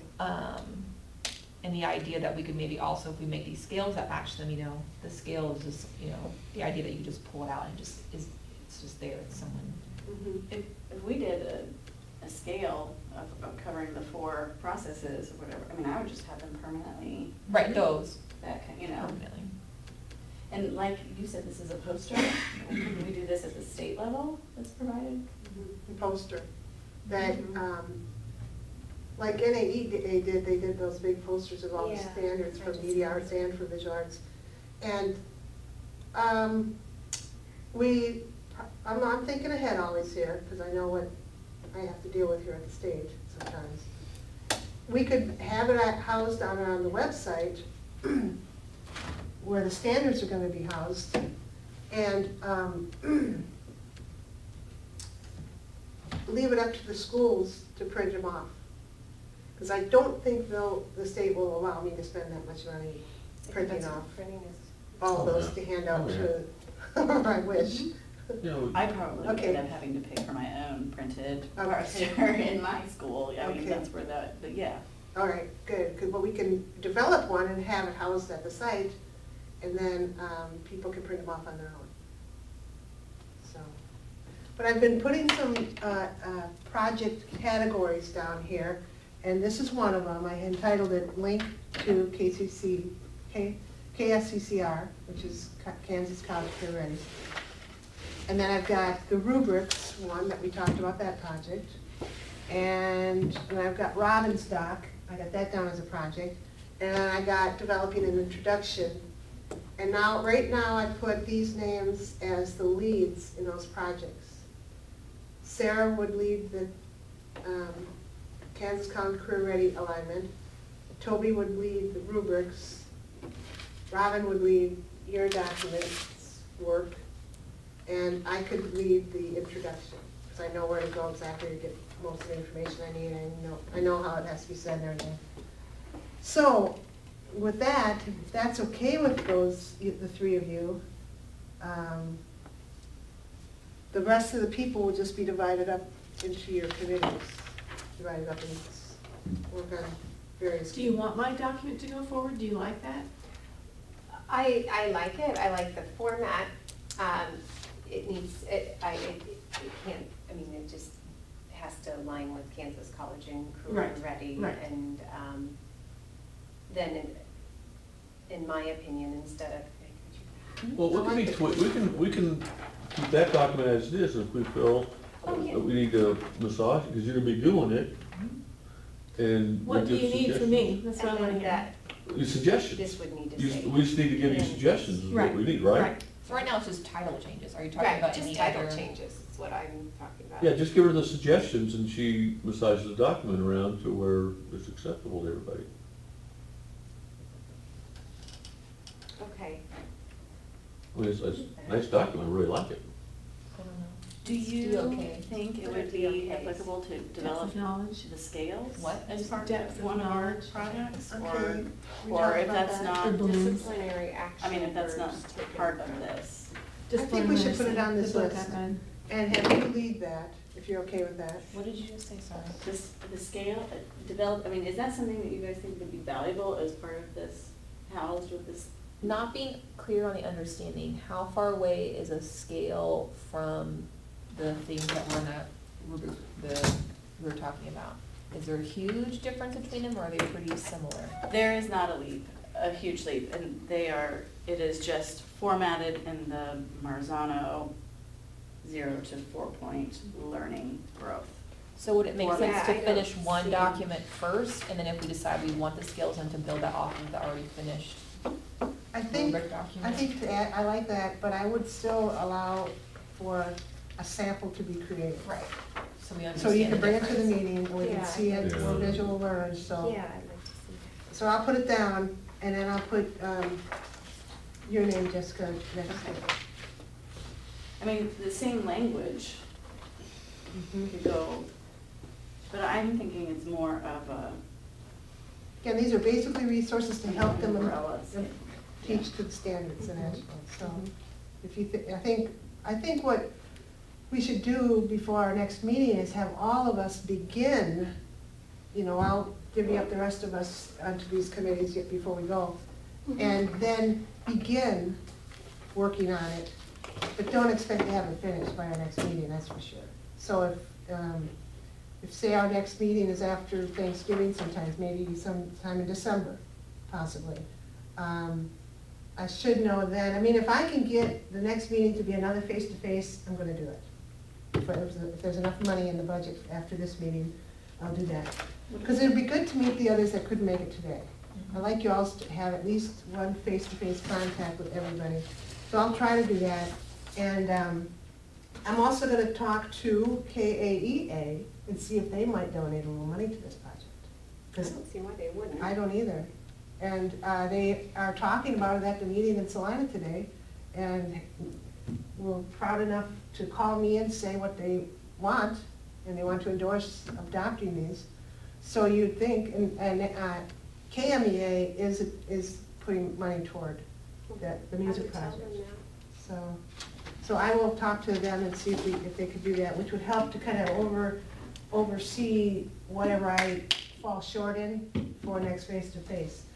Now, so our next meeting is, is December an okay time for our next meeting? December? I know, Would it's a over the holiday. break make sense? Oh, yeah. No? Don't be saying. Oh, I don't know, I mean, Okay. we're gonna be part of the time, but Town after Christmas till New we're Year's. leaving on the 30th, but The holiday break is a week, how long, a week and a half, or 2 weeks? Week and a half? We can look at our calendar. If you do it, usually before Christmas, forget it. Yeah. But as far as I'm concerned, I get Okay, yeah. grandkids and kids and. And finals in high school. It's before New Year's and after Christmas, usually right in the middle of that, you're saying the 30th, but if it was like the 27th, 28th, I don't even know what days of the week those are, usually that's the couple days you're like. 25th is Thursday, so But if you Friday go- is the 26th, 27th, 28th is the weekend. Like that Friday, I mean, you don't wanna do it before Christmas, and you don't wanna do it after New Year's, because we start getting back to school. And you don't wanna do it New Year's Eve, you don't want to do it after Christmas, so you start getting down to just about 2 days there. I'm gonna throw out December 13th, just looking. Or December Is 13th? that a Saturday? I'm okay there. To meet, you're saying, whether it's virtual or face-to-face? I'm okay there. I don't know, I'm just throwing it out, I was just looking at That's the calendar. better. I hate to, I mean, it's such a time of family after Christmas, I hate It to is a time. for wave family. goodbye and like leave for the day with Yeah. packets, Yeah. I don't know, that's just my opinion. And that depends upon people, like my family ends up with extra travel on the weekend after to And get the sometimes we other do, side. I agree. Mhm. There are times I don't know. I left the first day and got It's up to your back calendar, the day too. before school, for Yeah. years and years and years, I was never around during that time. Now I'm old enough. Music is meeting on the 17th of January, so that would not be an option for me. We could do a Saturday. The 17th of January, so we were talking December, weren't we? If you want, if you think December's not gonna be too busy, it can be a Okay, so very we're busy meeting month. Tuesday. Oh, I don't care, I mean, we can totally, if we don't need to meet in December, then we could, yeah, After the fine. New Year, after we get back to school and. January like 10th, if they're doing the 17th. That's okay, I just, They're doing the 17th? Yeah, on Saturday. And then we're gonna meet again, music meeting again, face-to-face, at their conference in February.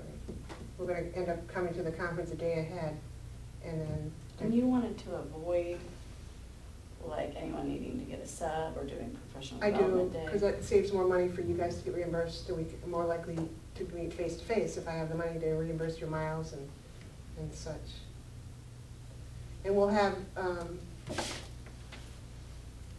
probably have a couple of, If the next time we're meeting though is just supposed to be bringing samples of where we are, is that easier in December? well, we could do a virtual with that sharing of samples, and then hold the face-to-face for a later time, when you think it's, if I can, and I have a feeling that I'm barely using half of the money with this meeting today, because there were only like 7 of 8 now. Well, your big money sucker is gonna be the people that stay the night in the hotel. It's Yeah, not gonna and be- that, none of them came this time. Okay. That would be definitely, well, Alicia, are you driving back today? Hmm? You're driving, you're making this We're gonna appointment? stay another night, but we came up last night, so we Okay. didn't have to go. Okay, so are you gonna need a hotel reimbursement? For, I can forego one for the greater good. okay, I can see, I'll try to pay one night, because that's what I had budgeted for one night. Okay. So I'll make a note here that, I didn't even think of asking either, otherwise we'd probably. I do have some lodging budgeted in, and you were one of the people I budgeted in for, because of the distance. Like Wichita is doable, I do it a lot of times in one day, so. Okay, so we're looking at for a date, and we're just sharing out. I would like to wait until January That's fine. to give you guys, November's probably gonna fly by, and I don't like to. 2 weddings in November. Yeah, and in December, I just think, you know, with Christmas shopping, everybody has a lot of that to do sometimes, and just doing, you know, it can be kind of busy through the holidays. We'll put a So bunch of what about stuff on that January on the web, or the email website, so we can just look, I mean, there'll be a bunch of stuff for us to take a look at Mhm. during December. Okay, you're right, yeah, you can start sharing it by adding it, Yeah. or send it to me and I'll get it loaded, I think that's how Yeah, it's gonna have to just be. keep on giving us information so we start seeing everything. Yeah, and everything, like this stuff, or anything that we need to share with those that weren't here today, you can send to me, I'll use just your link, is all you need from you, I'll need from you, and then, those are the things we can start looking at, and as you, get your other, projects done here, you can either, I'll find out if you can load it yourself.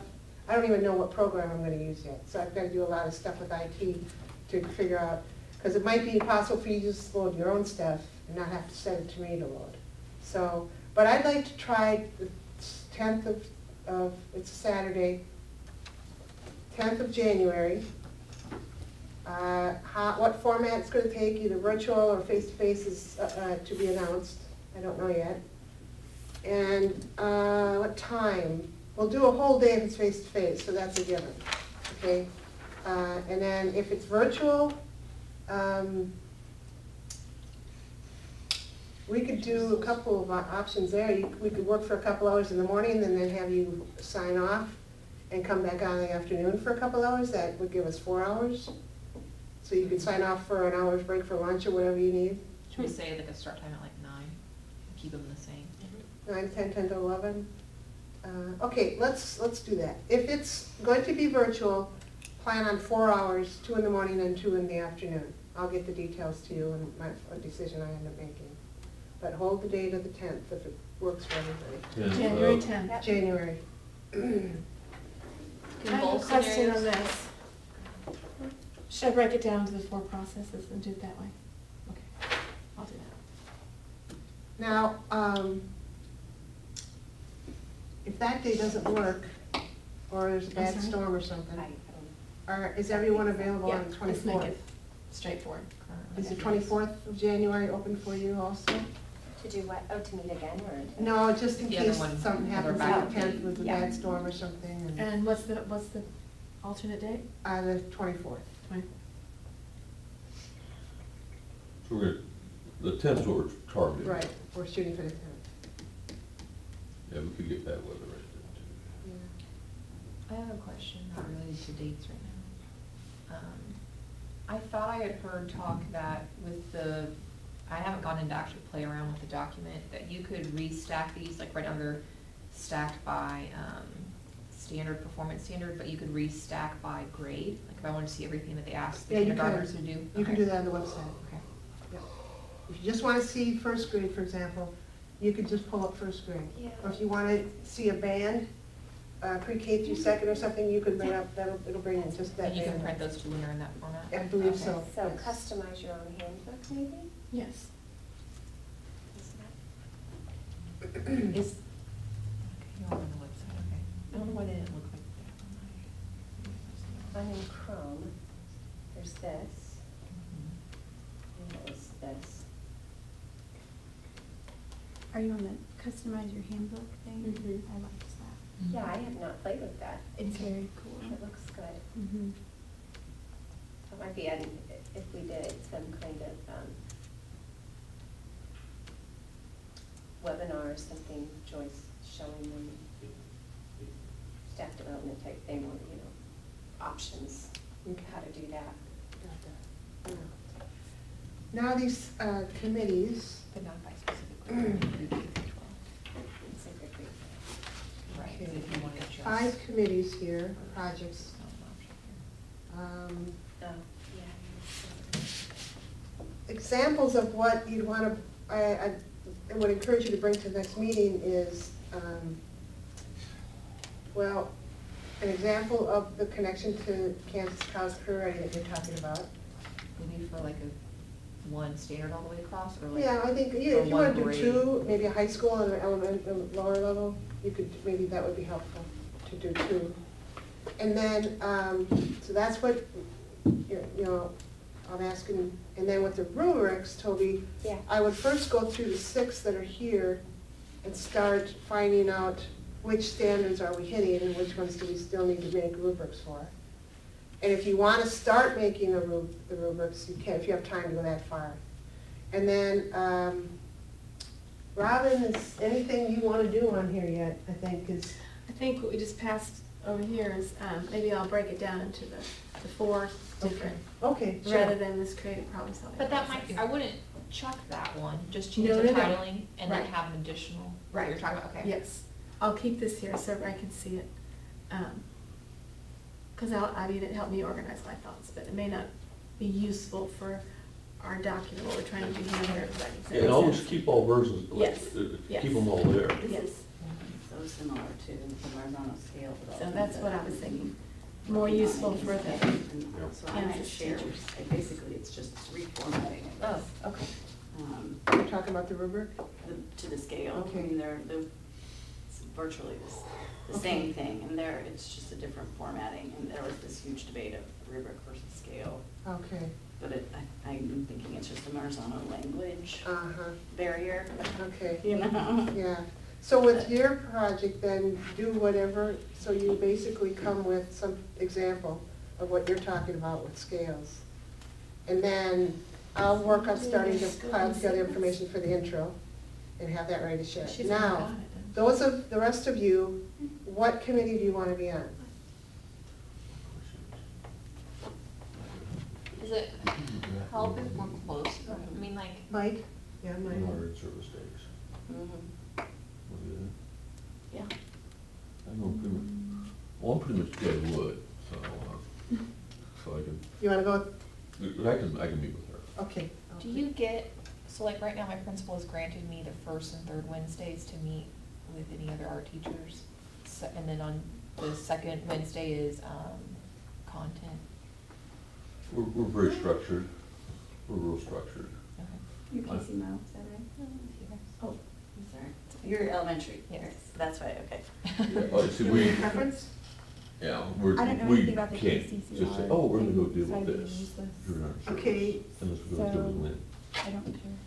Okay, so. And I'm I don't know not- anything I'm about not- them either, so Yeah, I'm I mean, starting Joyce from scratch. could grant Maybe us that would be a good thing then. to leave look from to. our, Would you be okay with Julie that? just could- You want to work with Maybe her? if she just, I don't know much Okay. about it, So, give me a jump. when you're that far in distance, Yeah. mileage-wise, you probably just do most of yours on phone Yeah, or email. and email, and if you know of a way you can have it on a website to email her to look at and things like that, you'll figure it out, you'll figure out something. So then we have left, so I'm gonna put you two together. So we need to get information. So, okay. So on the documents, we're working on, refer to ours as the Kansas Curricular Standards for Visual Arts. Is that what our proposal That's is? what we're proposing. Does right now, if it's the same title as before without the one word missing, does putting the date on it help us for now in the year? Just calling it 2014 right now. It won't be adopted No. until. It'll be adopted in 15. Right, so- but for our purposes right now, I'm speaking, I don't know. Put our date on our documents. Yeah, you can do that. Okay, so we have left here Tara Barnes. Where do you think she'd want to work? She want to work with you? She and- can, Okay, yeah. we'll put Tara. And we've got the 2 from Blue Valley. Well, Blue Valley and Olathe. You're here. So you want to work with, have Kathleen work with you maybe? Sure. Okay, I'll put Kathleen with you. Do you know Kathleen? I don't. She can work with you. Huh? No, I just was asking. I mean, she's not, so you guys could get. Okay, Holly Blair, I'll put her with me on the intro. She's this KU student. But she's an adult student, so it's not like she has an experience. Email, but I think that we'll send us. You're not cutting into her beer pong. No. Now, the one from Northwest. Well, I'll take her on my team. And she likes talent. Vicki Robinson, I don't know her real well. Where's she from? Yeah. She's from out Norton, way out northwest Kansas. I mean, is it worth asking these people that we don't know at all what their interests might be, where they might want to be at? Because if there was someone that had like a lot of knowledge already about, Well, what I'll do is Well, why don't you this. call them and talk to them and I then will. assign them? Well, yeah, I can do that. Just you figure out, shove them somewhere. Okay, I'm not Ask doing now, them what actually. they want. Yeah, ask them what they want and then, But it's okay to not know Kathleen, because I can tell her to pull out where she thinks all these link together. I can get her opinion on And it. they've been looking at these. Yeah, I know they have. so, They've been yeah. looking at them for a long time. Yeah. Okay. It's Kathleen, what's her last name? Yeah, she's gonna be with you. What's your last name? CJ, CIGICH. Blue Valley.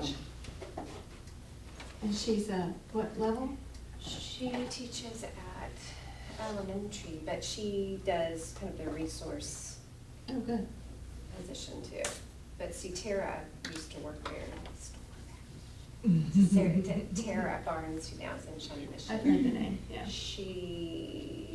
think she worked with elementary, and Kathleen maybe works with the secondary folks, but she actually teaches elementary stuff. Okay, good. Does that make sense? So she'll have a broad knowledge base, Mhm. yes. Yeah. So maybe we can go sit somewhere and brainstorm what we want to do. You'll probably all be getting somebody else on your committee. I'm just gonna check with those others. There's 1, 2, 3, 4, 5, 6, maybe 7 more people to place on a committee. So we'll see. You'll get another name in the mail and then figure that out. Okay. It's 2:30. I feel like we're at a good spot right now. Can you fill these out? This is your reimbursement for your mileage, and we need a W-9 from you. And then just a little informational thing here. That last question is asking if you've contacted your building and district leadership so they know you're putting in this extra time. So if you haven't, mark yes, make sure you do it, that's all.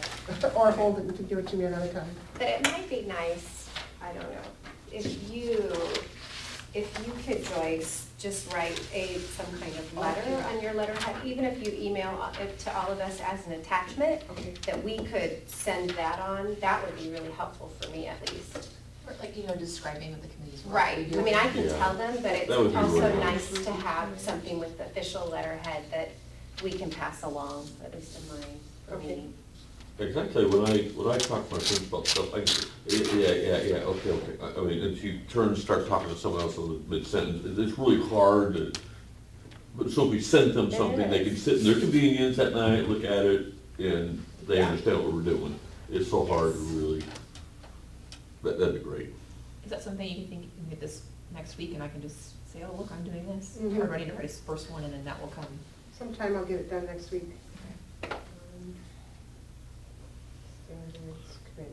You have to write it in there. That's fine, I support that. Okay, well, where to go from here? I think I'm feeling pretty good. If we want to end early like now, we can do that. You all know what you're going to do. I think we have a good idea of the direction this project's taking. We just need to, yeah, like you said, you're gonna research a shared area that we can kind of put things Right. in so we can all review it. Right. What are you working on? Huh? What is your project? Rubric. Oh, you're gonna do the rubric, okay. Yeah, and For what grade level? Just All. a standard for all, covering all of it? well, I wanna start with kind of a generic. What we've got already One. and see what we're When I have missing. your ones, do you have that? Okay. I So had these are started grade one level, for right? elementary, yeah. You went to get Ooh, into I was all just that. curious, I didn't hear. I had, All s- encompassing. Well, the standards have are already one. by grade level, so she Yeah. won't be doing that. right, I was thinking more of a general. Just a general, or were you gonna do? You mean a general meaning, have a qualifier, I call these, for every single standard in this document? I'd probably bundle. Okay. Anything Let me like see that? what's here. Well, So under if you want that, some help, I can help you too, because I don't think I have that big. well, let me see. Maybe I don't think, maybe I'm not. That is a big project, but I think it's a fun project. To do it by grade level. Yeah, because everybody's gonna need something, So some qualifiers. You know, if they're teaching first grade, a first grade teacher is going to need qualifiers for the first grade standards. Elementary teachers, a lot of things mapped out. And we can group them, pre-K through second, for example, if you want, but how are you measuring every single one of those standards then? Because they're Without a different. qualifier. It's like every single standard in my mind has to have a qualifier, that's what I call these. Yeah. right. And I can put a bunch of people on there with you. Yeah. I think if the first step is just to see what we have, and is what we have generic enough, and does it cover everything in those grades we've identified? I think that's step one. And then if we feel like that's a really full document already, then people could move on to the next I step. put Jana on there too with you. Okay. She was sitting over There's here. no point recreating the wheel that you already made if it's. Right, I mean, I think you should Right. use these. And I said, you just pull, cut, and paste them out of here and put them in a document that has your additions. And maybe in order that we keep talking about them in, so it's easy to tell where they belong and what one's missing. And you'd have a doc for every grade. Performance standards. Because some high school teachers even might be teaching on 8th grade standards. And then they would want that 8th grade rubric, so. And then each district would probably come up with their own format to drop in where these need to be, these different Right, levels. So maybe you could drop down the ones you don't like down to. Yeah. At least, does that make sense in your document? I think our documents are still suggestive, and I think we could be clear about that. If we were, or before, our concern was that curriculum would be developed later. you know who might be good with you too is the Pittsburgh Pittsburgh University professor, Josie. Oh, yeah, yeah. Put her down She at the Kansas City, Anna, or the Overland Park Anna. there. I think she's in Pittsburgh. She's in Pittsburgh. Mhm. So that's 4 of you. Okay. I'll figure out where the others few here that I have. And we'll might be having somebody coming on board yet from Salina into this committee, because I got a couple of names from there now. And Topeka. Donna was gonna send me that guy's name. And some of these people too can be simply reviewers. They don't Yeah. have to be working on it, but I'm considering all of you writers, unless you designated otherwise on this piece of paper.